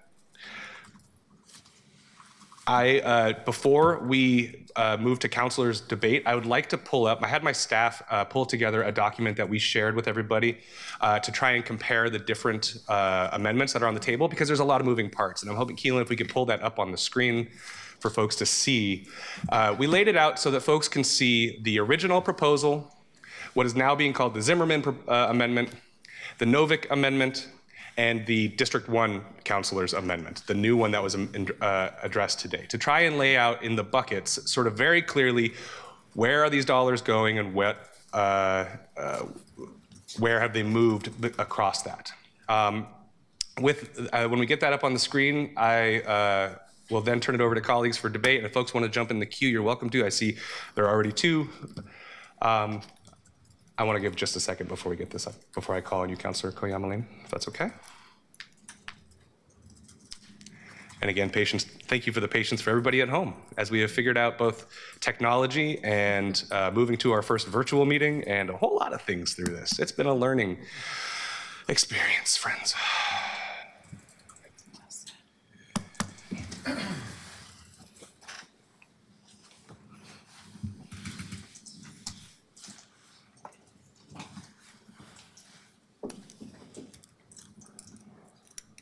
I know everybody up here also likes Excel, so. As the music guy, I would like some transition music for future meetings, please. Working on it. I'm working on it.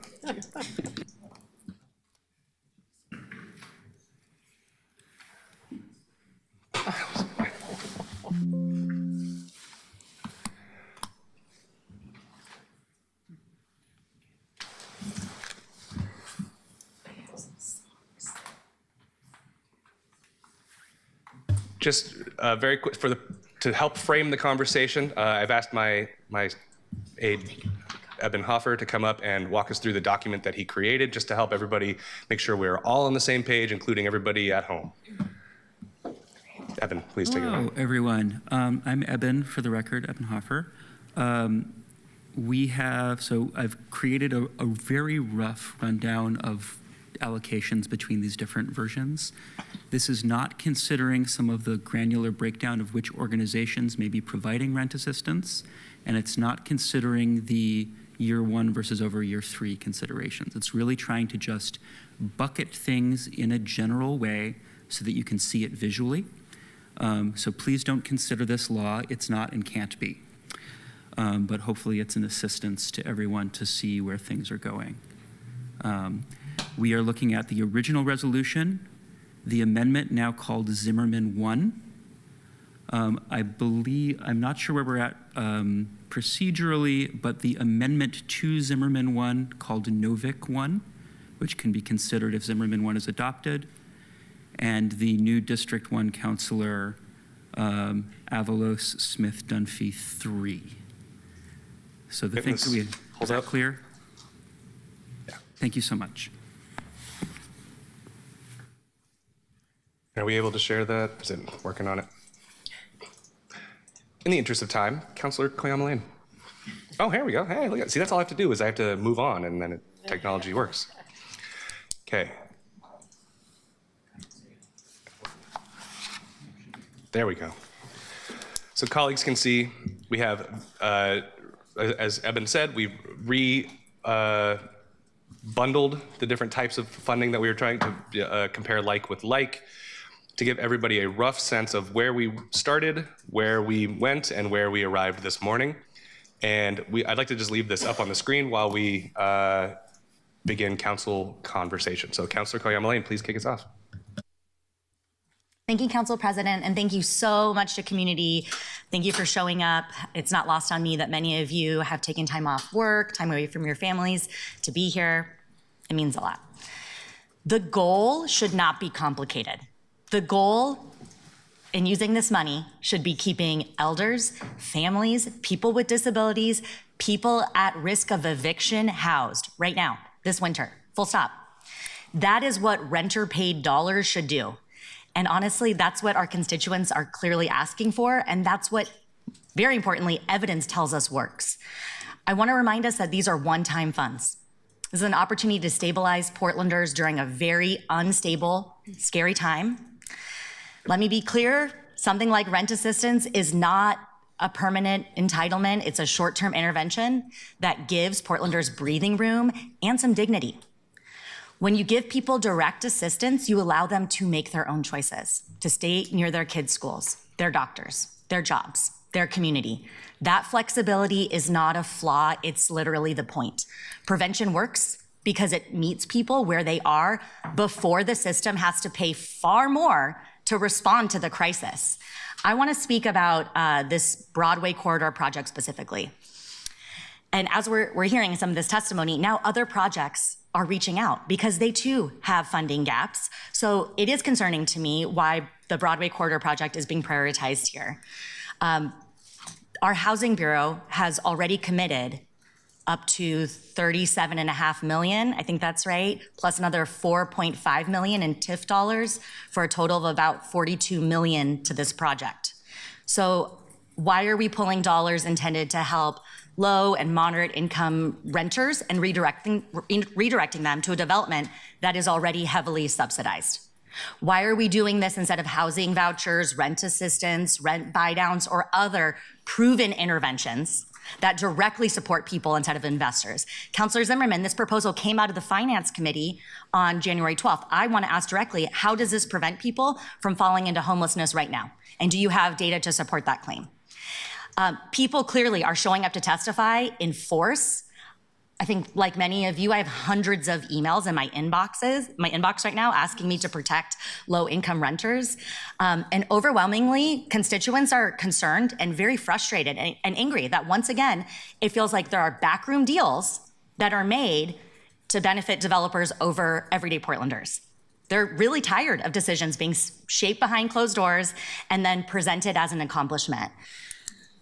I've heard from many constituents that that's what they're saying. And they're saying this doesn't feel transparent, it doesn't feel fair, that frustration is justified. So if this council is going to decide that preventing evictions and keeping people housed is not the priority, then I want my colleagues up here to be honest about that. Put your name on it, councilors, own it publicly. Don't just go to Councilor Avalos behind closed doors and pressure her. Don't ask renters to pay the price while pretending it's about balance and compromise. Thank you, Councilor Cleon-Lane. Colleagues, I apologize. I clicked on something and my cue went out of order. I'm going to do my best. I believe it's Councilor Avalos next, or is it Councilor Green? Green. Oh, Green. Okay. Thank you. Councilor Green, please. Thank you, Council President. Thank you to the volume of community members who have testified and waited a week and sent hundreds of emails to our offices. I appreciate your input and your fight.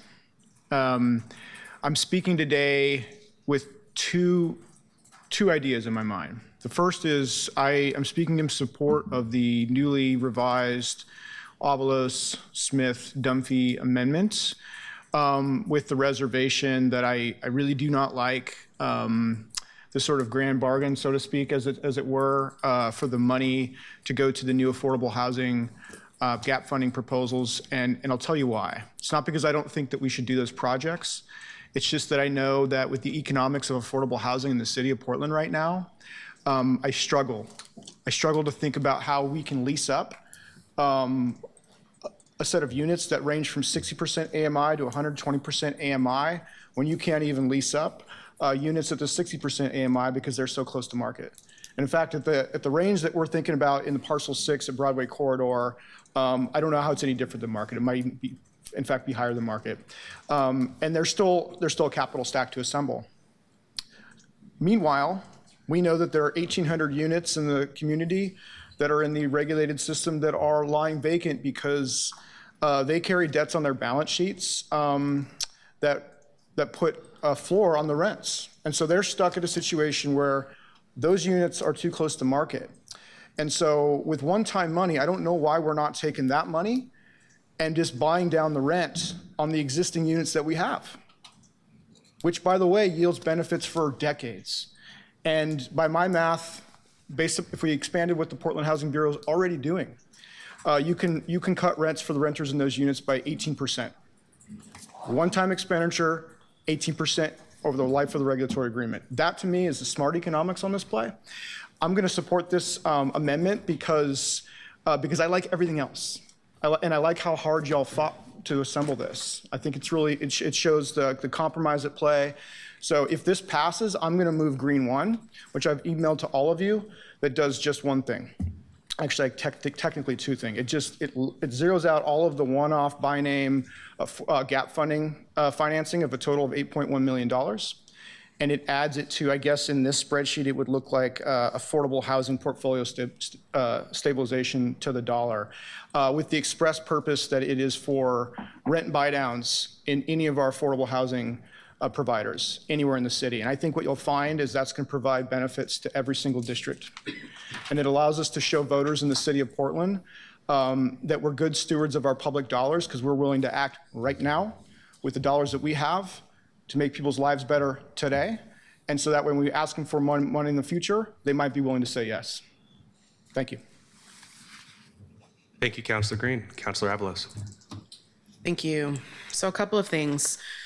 You know, to go back to where we started, I think it's important to remember that when this Slow the Inflow resolution was first brought to my committee in December, prior to that, we worked diligently with the Housing Bureau and other experts around what would be a package that could be feasible, realistic, also done by the Housing Bureau. So, you know, everyone keeps saying there are things that we don't like in the packages and the amendments. The thing that I don't like is a lot of dollars being redirected outside of the Bureau's jurisdiction that they have able to implement and put directly back into the hands of Portlanders in various ways and how it was originally put together.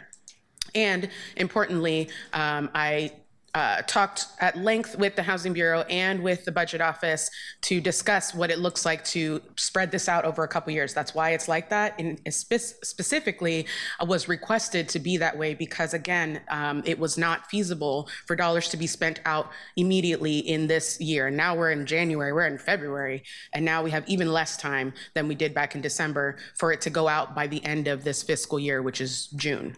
And so, you know, and Michael is prepared to answer those questions about that if he is needed, but I just wanted to flag that that is the purpose of that. I think importantly, you know, the things that I was not in support of, I think me compromising was, again, recognizing the entire spectrum, realizing that clearly the first package did not have a lot of buy-in for more than one reason, not just about the Broadway. There were concerns that I heard from people about naming certain groups. There were concerns about how things were allocated on eviction, on the lack of general fund, all of that. And I think what we did is, and I'm also hearing this like, oh, well, I wasn't consulted and I wasn't. Well, I think we had a public debate. We had the public testimony, and the sponsors of this resolution went back, you know, given our limitations with public meeting law that we can't just go ask everybody everything, that we went back and tried to incorporate what we heard from all of you and put it into another package that we could get to yes on. And so yeah, I appreciate the work that Councilors Smith and Dunphy did with me to find some kind of way forward. I think also we started back at the original bill because at the end of the day, that was always the first goal, right? And I'll just note what you're mentioning, Councilor Green. I agree that I think rent buy down would have been great to have put in this package. I think we were limited because when we were looking at the original package again, looking at all the amendments, or I'm sorry, all the allocations that went to the rent assistance and all the other things that I definitely am advocating for, and because the EHV money for Home Forward was a big point of contention, that felt like the most logical place to start and look at and because it was a big pot of $9 million that we could say, okay, what are the things that we're hearing? Let's reallocate to some of the projects that everybody seems intent on, changing the language around eviction prevention. You know, we had this back and forth about, is it the right to counsel? Does it go to common law? We clearly heard from common law and Oregon Law Center. And honestly, you know, we brought it back to a place where the Housing Bureau can make those decisions, right? And we added a little bit more so that there can be contracts that go to all of those groups, as well as continuing the right to counsel pilot, which was something that I heard people had strong support for last time. And so, you know, just to give you some context as to why I agree that a rent buy down could make a big difference right now. We'll see what happens after this amendment package. Obviously, I would encourage folks to pass this new package, given that the sponsors of this resolution are bringing this to you in good faith and trying to accommodate as many needs as possible, knowing that not everyone is happy, including the three sponsors are not happy about the ultimate outcome. And then, you know, we'll see what happens as far as Green One and whatever else. So I just wanted to put that additional context. And lastly, I'll just end with, you know, we heard a little bit from the testifier, Steph Routh. District 1, the reason that we combined our efforts in District 1 is because we have some of the most vulnerable households, right? $30,000 less in annual income, 40% of the city's children, 10-year life expectancy less than the rest of the city, right? So many statistics that show that the odds are stacked disproportionately against District 1. We have 47% of our district is people of color. We have the most immigrant families in our community. So these are the stakes that we're talking about. And we wanted from the beginning to have this lens, especially in this new form of government that is able to finally give East Portland a voice that has long been underfunded, under-resourced. And while this package is not necessarily all going to District 1, it is clearly meeting a need that if we can take care of District 1, the rest of the city is going to be taken care of. If we can take care of the ones that have the least among us, the most vulnerable among us, then all boats are going to rise. And so that is the perspective that we had. I'm happy to answer questions. I'm happy to have Michael come up if me saying it is not enough, if you want to confirm out of his mouth, what I've already told you is the process that we went about for making sure to allocate these dollars in a way that we're reasonably able to get out from the Bureau. And so he's available for that. But ultimately, I hope that we continue to remain focused on the goal of keeping people stable. And I'm curious to see how the rest of the discussion goes as it relates to those development projects, which clearly sounds like we need to talk more about. And I wasn't for them in the beginning because I wanted all the dollars to go to the Bureau so that they could actualize them. Thanks. Thank you, Councilor Avalos. Colleagues, very quickly, just a process note. Traditionally, council runs until 12:30. We're at 12:37. However, you may note the calendar invite on your calendars runs until 1:30. That is an absolute drop dead deadline. If we are stuck, if we are not able to get to a vote and we are stuck at that, I will be cutting us off promptly at 1:30 so that we can have time for our work session, and we will be bringing this back. Otherwise, I'm hoping we can move this. And I also am recognizing that we may not get to a vote on this today either way. I hope so. I hope we can get to debating the specific amendments. But if we don't, we will carry this over and keep going until we get it. Councilor Pertolini. Thank you, Council President. Colleagues, I'm likely going to have some questions as we move through this, but I just want to make a couple of statements to start. I actually think there are a lot of really good things we could do with these funds, all of which are critically important. When we have one-time funds, we have to use them carefully. In this case, we have an opportunity. We have an opportunity to do the one-time things that could make long-term impacts for families, that could create long-term stability and address needs now. We could do more to provide homeownership as a real opportunity for families to build equity and create more permanent stability for generations. We could land bank apartments in public ownership that give us opportunities into the future for affordable rentals or homeownership for social housing for any number of possibilities. We could put more money into the section that of the recommendations before us today to buy down debt in our underwater affordable housing apartments, which would permanently lower the rent at these subsidized but still not affordable enough apartments for the life of those units. And we could, for folks who prefer rent assistance, address more of those needs today. Colleagues, we are missing an opportunity with this most recent amendment. Yes, there are different goals. There are different goals, and admittedly, some of them address very real imminent needs for rent assistance today, and others address very real needs that are not quite as imminent, but still important for stability over the long term that lasts more than just a few months or a year. We often address the crisis at hand and ignore the opportunity to prevent the next crisis, and I had hoped that with these funds we'd be able to do both. I'd prefer, personally, we've been talking about compromise and what people would love to see in the ideal, proposals that get us closer to permanent solutions. I would prefer that we put more money into projects that create affordable homeownership and down payment assistance.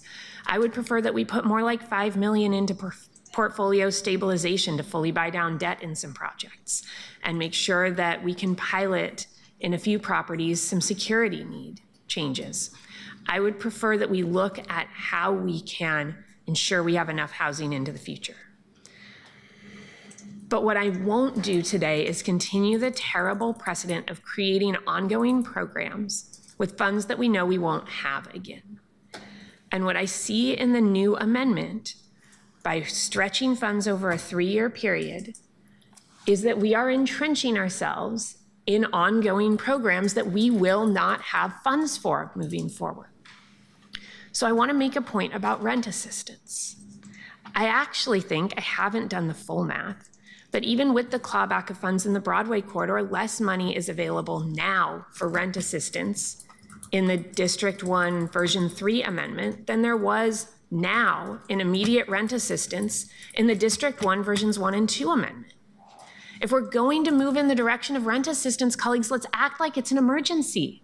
Let's say for 1 year, we're going to do everything we can. Rent assistance, eviction defense, and do it right.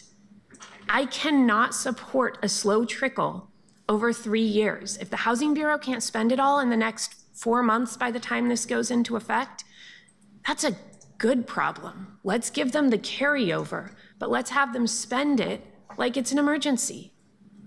Colleagues, I think there's something in between the District 1 and 2, or now Zimmerman 1, whatever we want to call it, and the version 3.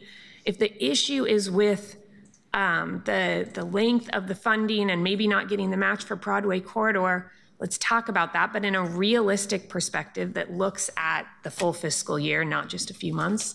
If the issue is with the Urban Plaza project in my district that was removed, let's talk about those funds going into eviction defense or into the the portfolio for the affordable housing portfolio stabilization. If the issue was the funding going to specific organizations for rent assistance, let's put it back to the Housing Bureau, but let's actually go back to amendments 1 and 2 that District 1 brought forward. Let's talk about an immediate need if we're going to be talking about rent assistance. I'm sorry, I cannot sit here while we say rent assistance is the holy grail. We can't put money toward long-term solutions, which I wish we were doing, but not acknowledge that we're actually just trickling it out. I'm sorry, this is ridiculous.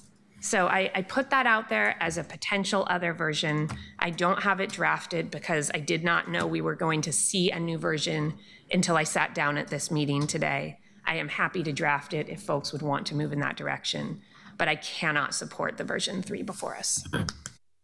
Thank you, Councilor Pellegrini. Councilor Novick. First of all, Councilor Kyle Mullane, I think the difference between those of us who are full-throated about rent assistance and those who want to put some into building more housing is not one of values, but really one of levels of optimism. I think that we're going to be stuck with huge levels of homelessness and huge demand for rent assistance far beyond what we can meet until we get to the point where we've actually built more housing in the city. If I thought that we had a 1 year or a 3 year emergency that could be solved with rent assistance, I'd be all for it. That's just not what I happen to think. And I really appreciate the sponsors trying to respond to what they think people's concerns are, what our expressed concerns are, but I'll also note that within the confines of the public meetings law, it can sometimes be hard to find out exactly where everybody is. So, Mr. President, with your permission, would you mind if I ask for like a straw poll on a couple of topics, which can then sort of help confine what any potential amendments people, including me, might want to offer? Noting that we are at 12:45, I'm certainly open to you polling your colleagues for some guidance. Yeah. Thank you. So one question is, how many people would like to send some money to the general fund? Okay, so that is a distinct minority, so I'll forget about that. How many people would be willing to reduce some level of rent assistance in order to invest more in housing development and affordable housing stabilization? It's hard to answer that because the amendment does that too, so what do you mean? Well, the amendment, what I'm saying is right now I think you've got 9 million for rent assistance, so I'm trying to figure out if there would be a majority for saying, no, there should be instead 6 billion for rent assistance and 11 million for housing development and stabilization. Right, but there's 9 million for rent assistance and then another 9 million that goes to affordable stabilization. Right, but what I want to find out is if there's any taste for reducing the 9 million for rent assistance and increasing the amount for stabilization and housing development. Okay.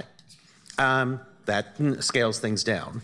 A question I have for Councilor Green is, you're talking about rent buy-downs. I thought you've been talking about what Councilor Pertolguini was talking about, which is buying down the mortgages of the affordable housing owners in order to enable them long-term to reduce rents? That's the same thing. So it is buying down their mortgages. Okay.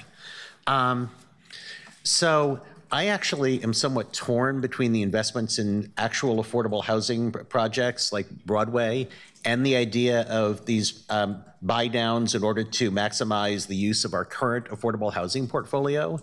And maybe we should have a debate between Councilor Zimmerman and Councilor Green. But one thing I was wondering about is, would there be any appetite for us sending that decision to the Housing Bureau and saying X amount of money, $9 million for for investments in new housing or stabilizing existing affordable housing, and let them figure it out? Point of order. We have amendments on the floor, and I'm not getting ready to do nuance on the dais. Let's call a vote for these different ones, and let's see where people are at. Councilor Smith, what I maybe didn't explain well enough was I want to limit the number of amendments that I or anybody else offers. So it's doing this sort of straw poll thing to figure out, okay, I'm not going to offer that amendment because I know it's not going anywhere. I understand, but it's not going anywhere. We got amendments on the table. Let's go for the amendments we have on the table. And then we'll come back. If we need to do something different, Councilor Novick, then we'll come back to your nuanced ideas. But right now we have real things on the table. Okay, let's go ahead and do that. But I just want to clarify that, I'm given a certain information, I might vote for the current version. Without that information, I might vote against it just as another information. But I will stand down.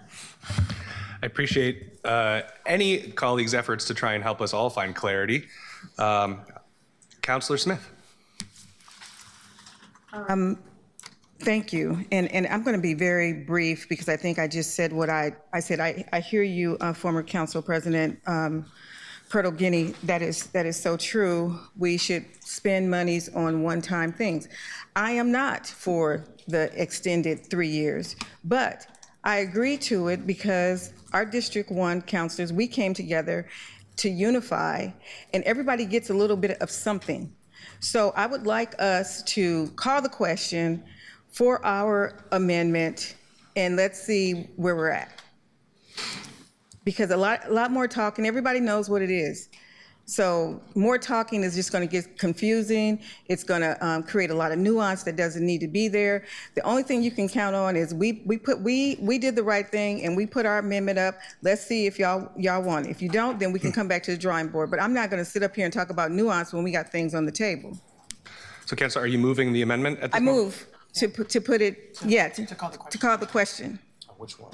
On our amendment. On the last amendment, Avalos 3, Smith, JD 3. Both, all right, so they both move or were they introduced?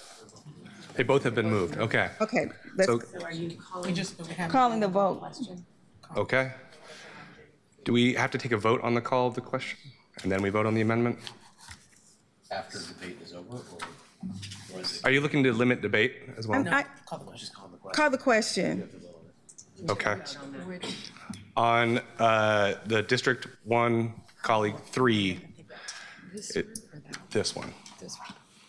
The fourth column in our graphic here, We're voting about limiting debate and calling the question now. yeah, there was a, And I love Robert's rules. This is fun.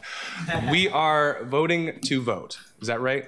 That's correct. So there has been a motion to call the question on the amendment that has been offered. The motion to call the question needs to be seconded. If there is a second, then you will have a vote on that motion to call the question. Thank you. If that succeeds, then you will vote immediately on the amendment that was offered. We're only talking about calling the question on the Avalos Dunphy and this, excuse me, Smith 3. Got it. Okay, is there a second on calling the question on that? Okay, seconded by Councilor Avalos. Will you please call the roll on calling the question. And this is changing it from the original? Yes. As this defines? Yes. This would be amending. Incrementally, I could go from really bad to kind of better. Sure. Okay. Avalos.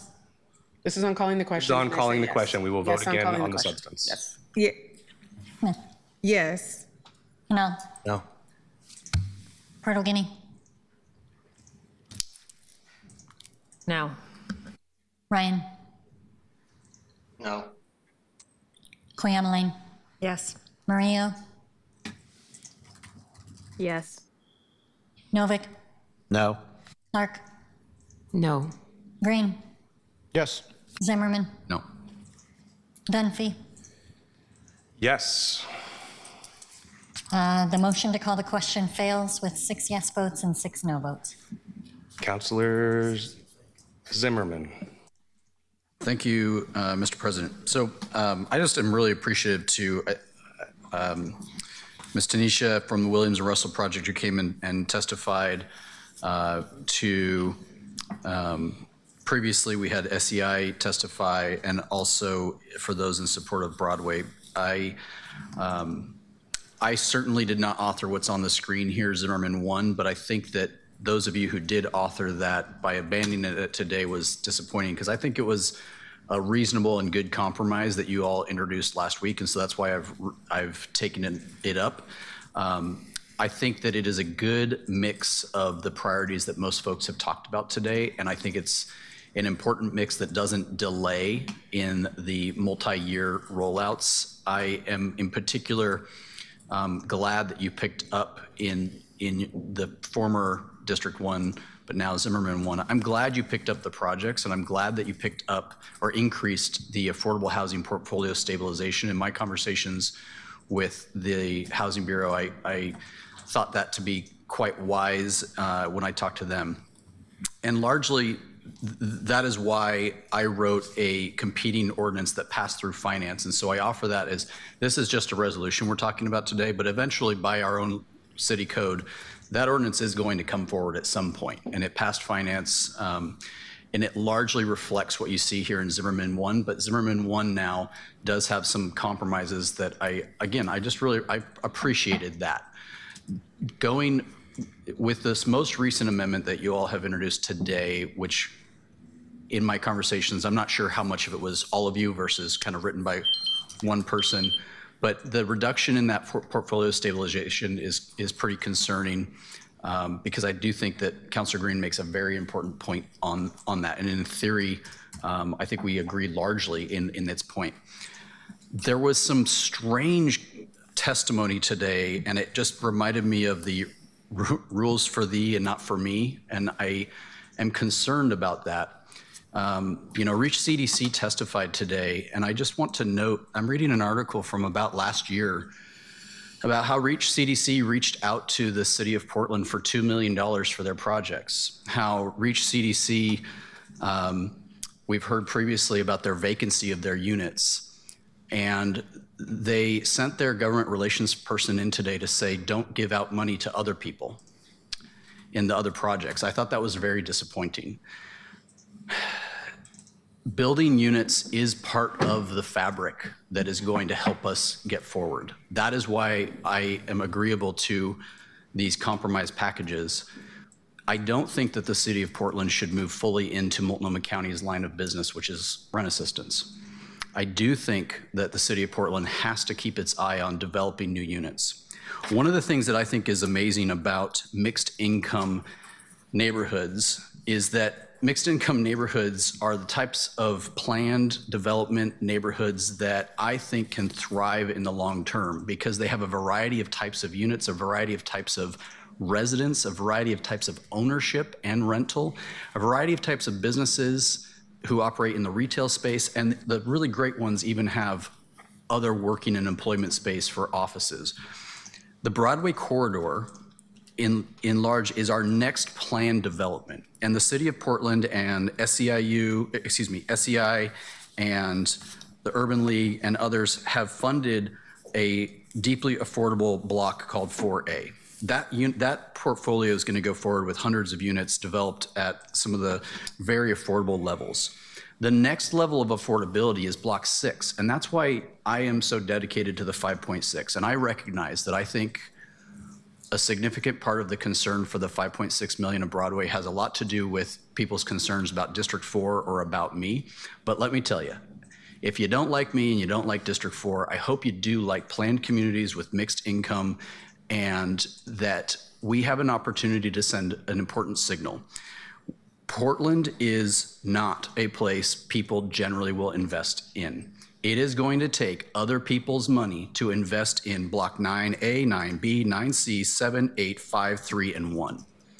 We are talking about 2 blocks out of a large development in the old post office site.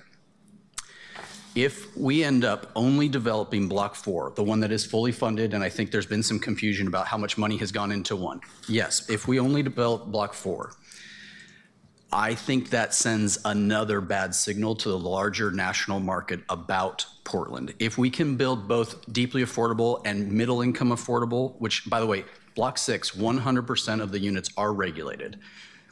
And in a world where Reach CDC and many of the other CDCs have hundreds of vacancies at the 60%, we do need to expand what we do in the AMI categories, both down and up, to make this affordable mixed income neighborhood something that we can realize in the future. And so if we can send both of those properties forward marching, and I believe we've got the support at the state legislature, and I think we have the support in Mahonia Hall for this, that tells the market, especially for 9, 7, 8, 5, 3, and 1 blocks, that something can happen here. You should get in on it, and we can turn what I think can be a great connection between the Old Town and the Pearl District neighborhoods, which right now have this grand void, and anybody who spent time there knows it is a void. We will eliminate that void. It actually increases our connectivity over the river, which is an area into District 2 that I think has a lot of great future coming its direction. It gets better if the Broadway corridor starts developing today. The way the Green Loop and the extension of the South Park blocks go, all of these hinge on $5.6 million. The city can be part of the partnership. So that's why I'm defending it. That's why I think it's important. I am disappointed that Multnomah County stopped putting rent assistance dollars toward the city-run shelters to get people from shelter to a housing situation. I heard the mayor loud and clear that he wanted $9 million for that. I think that there's been large compromise down to a smaller number. And today in Zimmerman 1, you see $4 million for that type of transition. It takes money to move from shelter to apartments. I hope you will continue to support that.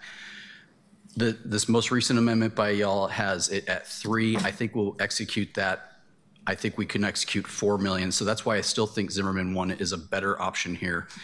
I don't know why, but I am open. And Councilor Pearl Guinea mentioned the Urban Plaza money coming out of both the most recent amendments. I thought that would be a project that needed some assistance. If it can't, then I agree with her in her statements about putting it in that eviction protection piece, that 500,000. So I would just ask that you had a great compromise amendment last week. I would like to stick to it. That's why I will vote down at the end. Excuse me, I will vote for at the end the Zimmerman 1 here because you guys wrote it, and I wish it still had your names on it. And I think you should continue to support it. I hope that helps tell you a little bit about why I think that the development projects are important. I will also say it is.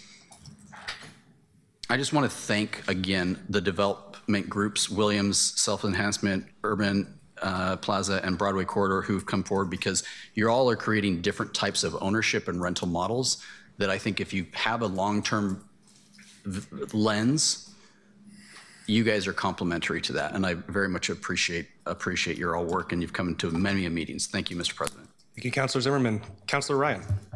Yes, excuse me. Thank you, Council President. Thank you for putting this visual up. And I want to start by saying I agreed with much of the sentiment just expressed by Councilor Zimmerman. I want to just focus for a bit on the process. On December 9th, this item was discussed and voted on in the Homeless and Housing Committee. Prior to that vote, we had a great conversation, I thought, on the homeless to housing continuum. We looked at what all the options are, the system that was eloquently expressed by some of the testifiers today. We wish we could fund all of it, but we had a good conversation about what lanes, what lane is the county, what lane is the city. And it was a really great dialogue. The sentiment that I recall is there was a lot of dialogue that suggested that we're more into the building, the long-term housing, and the county's more on the rental assistance side. And then after that, we moved on to this item. We listened to some testimony, mostly from the Housing First lobby, who delivered their case for rental assistance. Then we had 2 minutes, count them, 2 minutes to discuss this item before it went to a rushed vote. In my opinion, that's why we're also in this conundrum today, is that we have to remember that in the committees, we should take more time to work things out before we rush them to the full council. So anyway, these are tough choices. They're all necessary. So what do we do now? I can see that we're moving towards rental assistance funds. I'm asking for this from that. We need outcome data on the impact of rental assistance funds.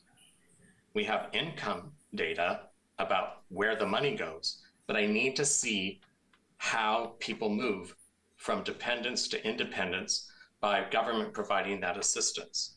I was so moved, I'm sure you all were, by the testimony of Sandra De La Rosa. How do you get out of being in an assistance mode? How do you move forward when government is offering you that assistance? Most people want to move towards that. I realized that you couldn't see my head nodding. I was in support of money going towards the general fund. I now see that that didn't get very far. I am dedicated to the 5.6 to the Broadway corridor. That development needs to get started. As Councilor Zimmerman said, we've invested in the infrastructure there. We can't let it sit vacant. We've got to show to investors that this is a place that it can attract investment again. And I'm also a big fan of the North and Northeast strategy. So I'm glad those are in there. I will wait to see where this all lands, but I wanted to get some of my sentiments out. And I hope to God, as we go forward, we can spend more time in committees to work these details out before we rush it to council, the full council. Thank you. Thank you, Councilor Ryan. Councilor Koyama Lane. Thank you, Council President. Colleagues, I just want to remind us that we're talking about 21 million that came from rental fees, money paid by renters in a city where about half of Portlanders rent, about half of all of our voters rent. No. This isn't an abstract funding. This is renters' money. And I want to speak a little bit to the county versus city lanes, the responsibilities. I want to remind us that the Portland Housing Bureau, our bureau, has managed the rent relief program. So there's a precedent there. There's capacity for the city to be supporting in this very challenging time. And also, what we're seeing today, I don't think is just one disagreement. I think this is a little peek, an opening into a much bigger conversations that we're going to be having about who this council believes deserves support. And I predict we'll probably be talking about that in the upcoming budget process. So I do hope we can move forward on this, and we're going to have more opportunities to be discussing this. Thank you, Councilor Koyama Lane. Councilor Novick.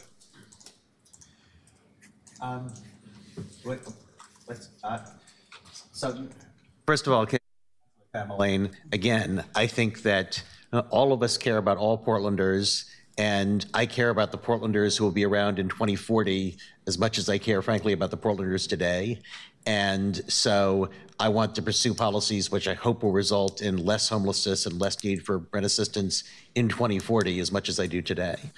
I have a question for Councilor Green, which is, again, I'm like the idea of doing the mortgage buy downs in order to allow the affordable housing providers to reduce rents, which will reduce vacancies, which will mean more people in homes.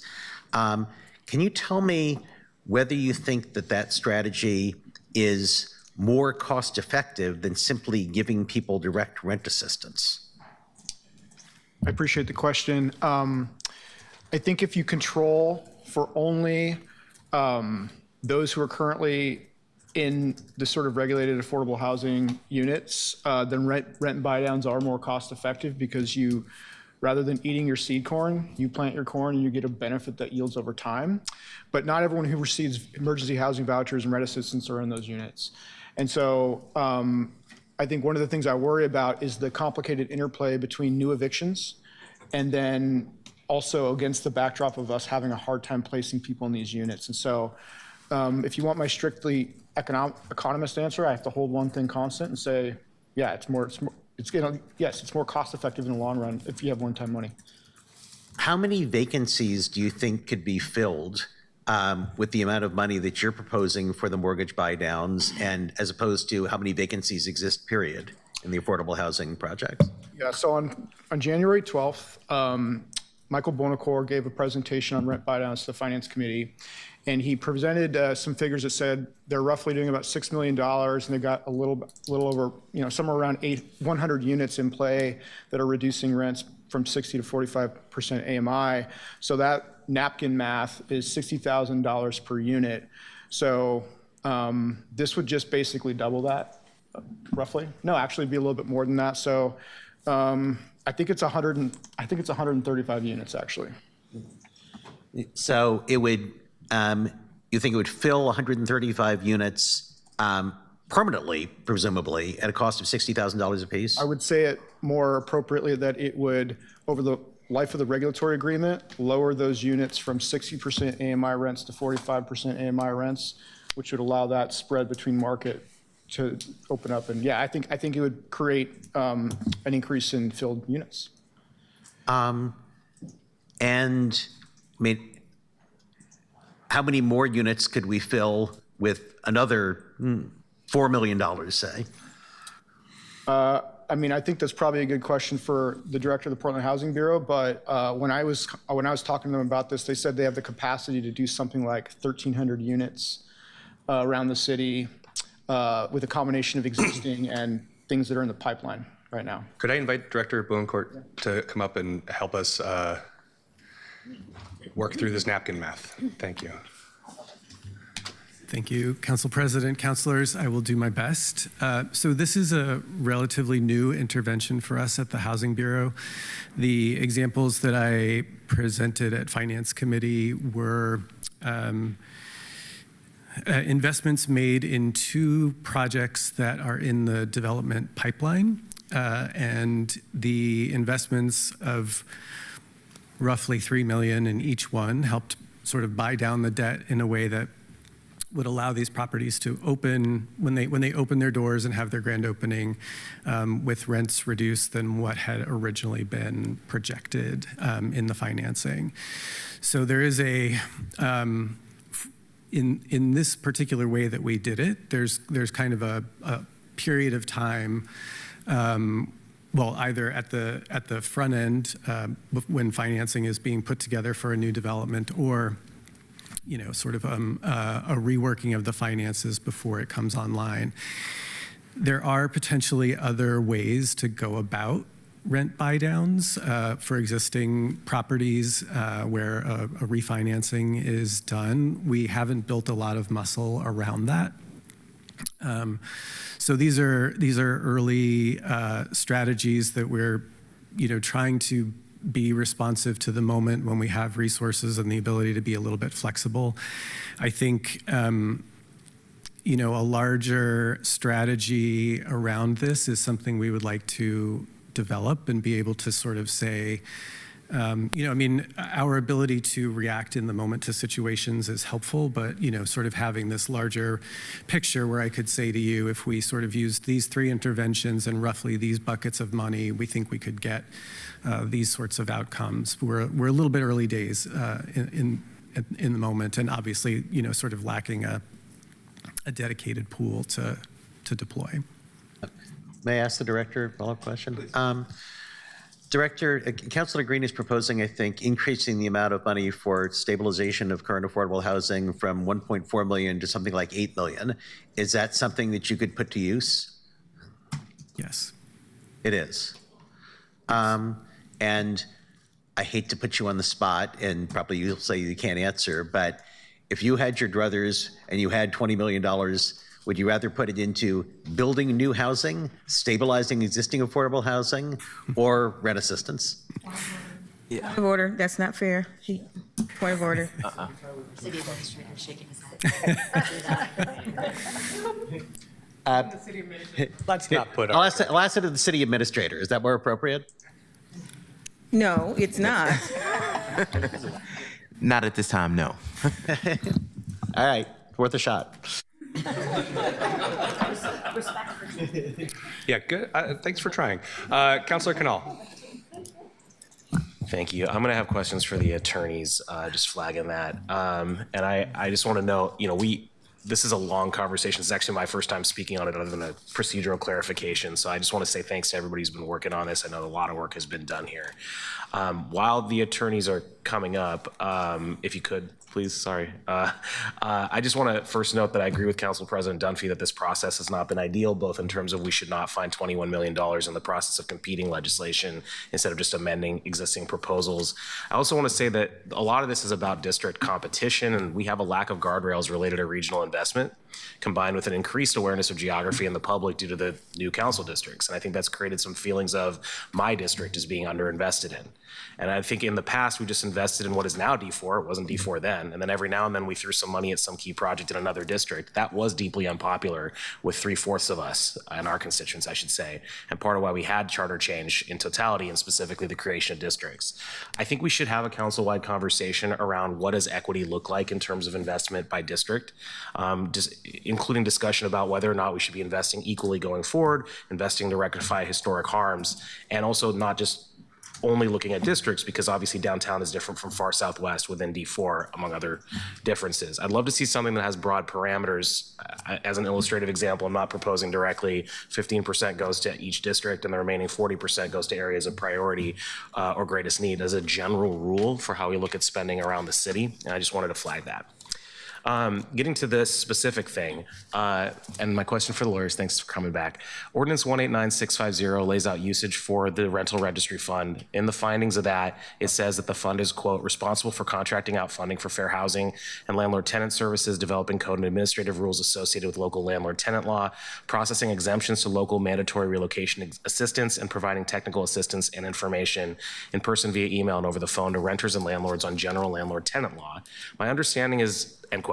My understanding is that we would therefore either have to use this money to backfill for another sub-fund and then use the money in that sub-fund if we wanted to pay for development of affordable housing, or we'd have to amend Ordinance 189650 to allow for usage beyond the items I just quoted. So my question is, unless we were to amend that or supersede it with a new ordinance, are we legally able to use this money, any of it, for any of these development projects?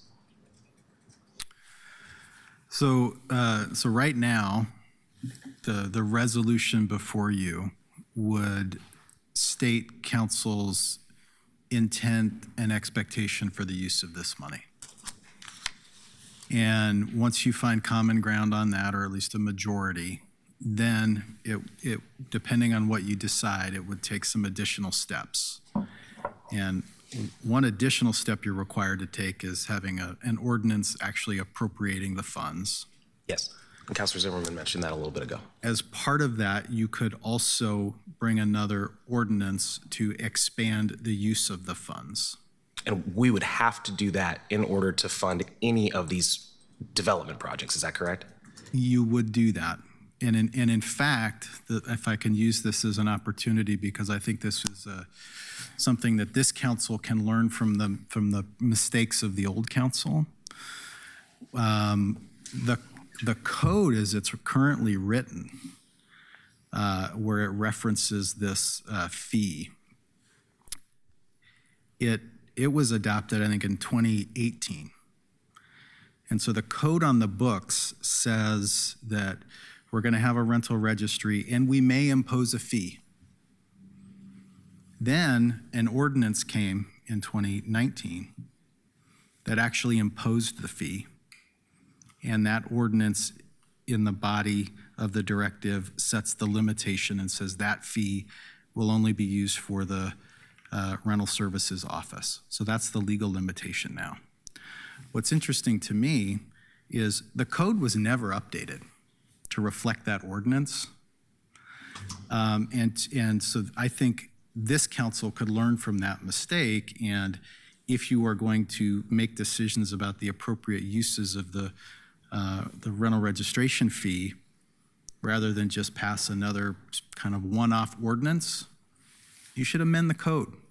Put it in the code so future councils can just look there, find it. It's very clear what the limitations are or not.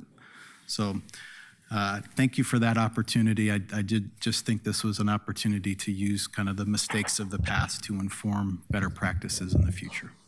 Thanks. And that direct question before that is what I was specifically asking about, but I actually really do appreciate this additional context for how we approach the ordinance that will eventually need to come.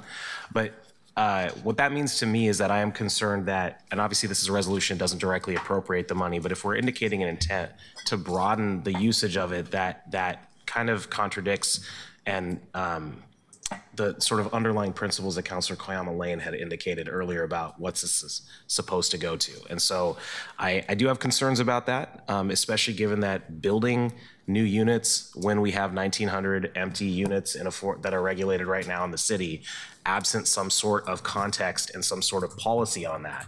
I'm looking forward to getting the information back February 28th from the administration, including what the market vacancy numbers are, by the way, in the city as part of the request for and a budget note towards getting a residential vacancy fee. But that'll help, I think, inform this conversation as well. I had a couple other questions, not for the lawyers, so thank you, but for Councilor Novick, if you could just briefly let me know what I've heard two different things about whether it's just bad to name a specific entity in terms of the Commons Law Clinic, or if it was about the specific nature of the program. And can you just speak to why that is, what your particular concern was? My concern was that I think that generally we should appropriate money for programs and then leave it up to the administration to use their normal procurement processes to figure out who administers the programs. And so that logic applied to both the Commons Law Center and actually, although I didn't need to do it because the sponsors changed it, the division of money among Sun School entities, providers, in order to provide rent assistance. Thanks. So for the sponsors, I wanted to say I heard what Reach was talking about. I hear the concern about backroom deals. I also wanted to know, I hear the other comment on that too from Councilor Zimmerman. I also wanted to know about the Monarca project. We got an email from Dr. Fonseca about that. That project is in D2 for full disclosure up near Interstate in Killingsworth. I went to a block party there and want to thank the residents who are around the corner for telling me about it back then, so I'm a little more up to date on it. But I'll also note that some of what we're hearing about in these named projects now are talking about units that'll come online and be leasable in 2028, and we're getting communications saying that some other projects might be leasable by Q1 of 2027, 57 units in this case. I haven't verified all these assertions, but I assume that the sponsors have looked into some of these, and I'm curious what other projects were identified. Why was it Broadway Corridor specifically? And I'm focusing on that one just because there's $7.1 million going to specific projects. 78% of that is the $5.6 million going to a single project. And so it's not about anything specific to that project, although I do have questions there too. But I did want to ask that about how those projects were chosen. And just to save time, I'll ask my other question now to the sponsors, which is, without additional context, I'm very sympathetic to the argument that Councilor Pirtle-Guiney gave about not spreading this over 3 years, but doing it all at once. I assume there is additional context that I don't know. So could you explain why it was formulated that way? Yeah, and Michael, could you come up to help explain? I feel like I've said it a couple different ways, so maybe how about you say it and see if it lands differently. Council President, I don't think I said Michael Bonacore, for the record, last time Interim Director of Portland Housing Bureau. So there are a couple of considerations here. One is, depending on whatever you all decide to fund, how many of those are new versus ongoing programs that we already manage. There are, procurement processes that we would have to go through. There's a, contracting review that's happening at the city, and we have to sort of move at that pace. So there's anticipation that we would probably need the last few months of this fiscal year to sort of do some of the administrative work to scope RFPs, get them out on the street, evaluate them. So that's one consideration. And then there are, if you take just one example to illustrate the consideration of doing this over time, the rent assistance for individuals experiencing homelessness, the assessment that was based on how many folks might be served for how much money was based on providers that Portland Solutions work with who have assessed that there's a certain portion of folks in the shelter system who, with some support over about an 18-month period of time, would be able to transition into permanent housing. So sometimes, just depending on the intervention, you need to cross more than one fiscal year. In terms of it being 3 fiscal years, I think it really was meant to be, sort of this truncated fiscal year that we're in now, and sort of 2 programmatic years, again, depending on the intervention.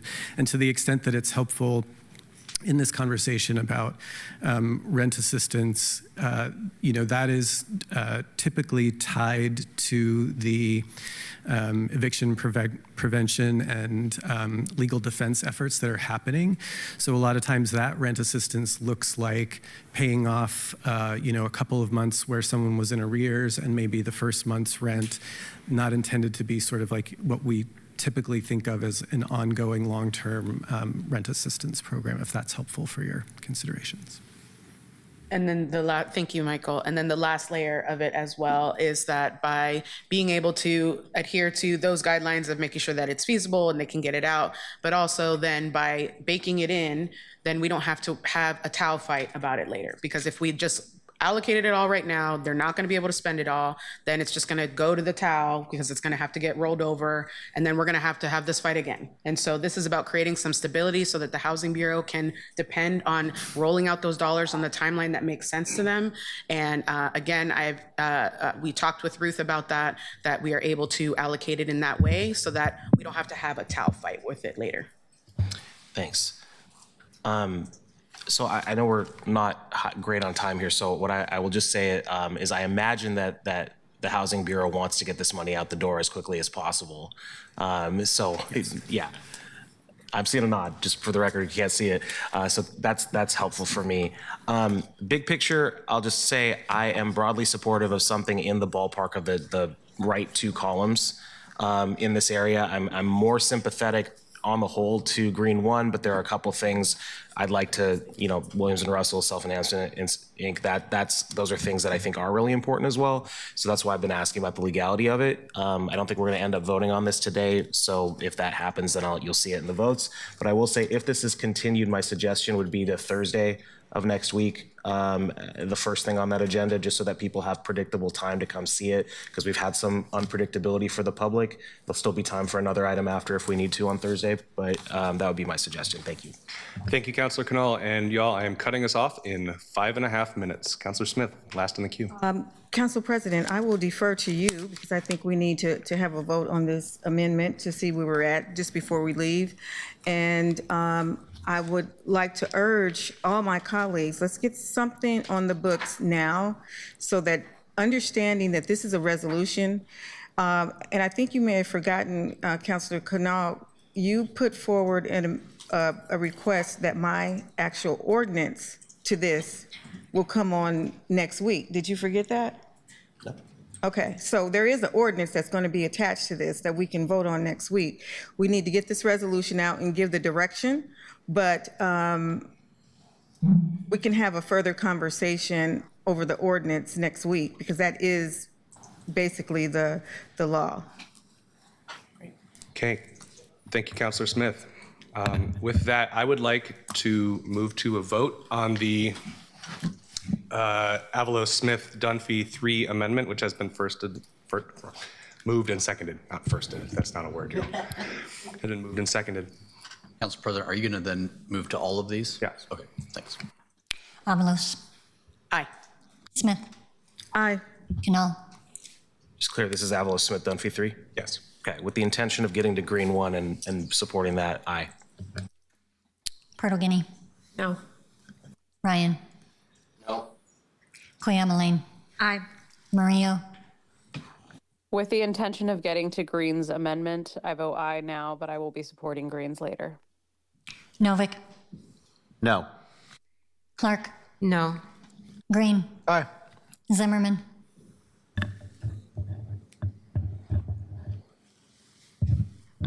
Aye. Dunphy. Aye. The amendment is approved with 8 yes votes and 4 no votes. Thank you, colleagues. With 4 minutes left, procedurally, how do we move to the other amendments that are on the floor? We have 1 open amendment right now remaining, Councilor Zimmerman's amendment, seconded by Councilor Clark. Okay, please call the roll on that. Avalos. Sorry, say it one more time. Which one? We're voting on Zimmerman 1. No. Smith. Aye. Canal. More comments on this later, but no. Purtle Guinea. Aye. Ryan.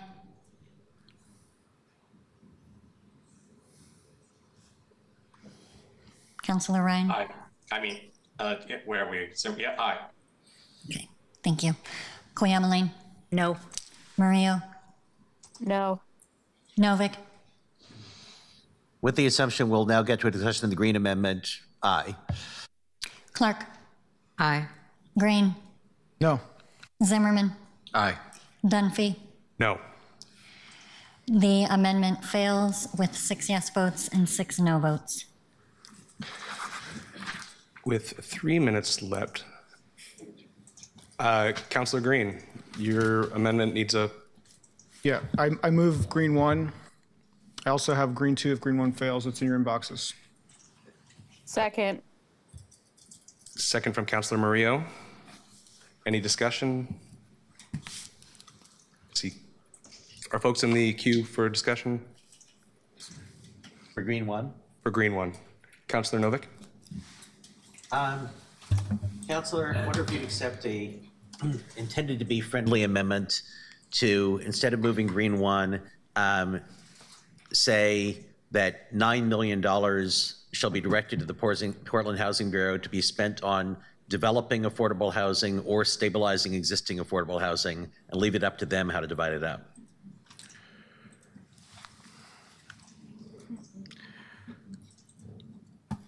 I'm not friendly to that. I appreciate your intent. I really just want to provide clear legislative intent here, and I prefer the rent buy down.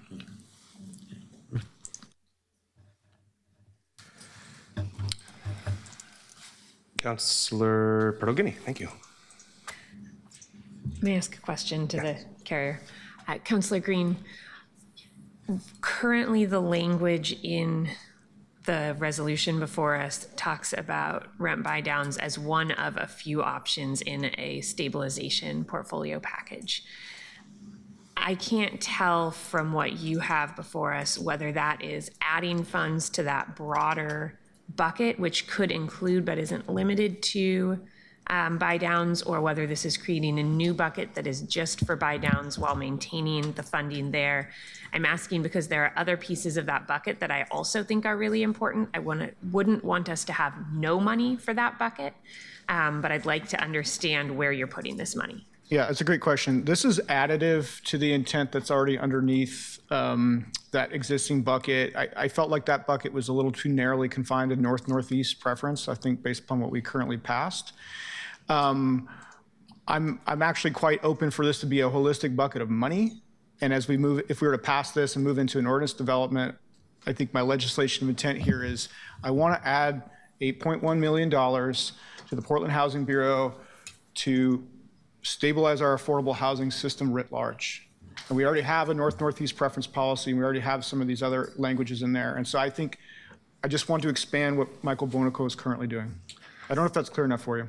So this would maintain what is in the amended version 8, affordable housing portfolio stabilization, $750,000, and add a new number somewhere in the numbering system that is specifically 8.1 or 5.6, depending on whether it's version 1 or 2, for rent buy down programs. I assume that's the same thing from what you said previously as the mortgage buy down, the debt buy down programs for affordable housing providers anywhere across the city. Is that accurate? That is accurate, yes. Okay, thank you. I will note here, just as we're looking at the difference between these two, I don't want to be district parochial ever. I also do think that it's important to note that some of the projects here are for home ownership opportunities, which we're not doing much for elsewhere in the resolution. We did have a testifier say we have to do everything. I take that to heart. And I'm struggling with cutting some of the only opportunities to create more affordable homeownership opportunities in the city. Colleagues, I said I was going to cut us off at 1:30. It is 1:31. I want to thank everybody for today. We will be continuing this item to I believe next week. We will be, I appreciate everybody keeping this respectful and productive. We will take a week to continue conversations and development, pick it up next week's work. And with that, I am adjourning this meeting of the Portland City Council.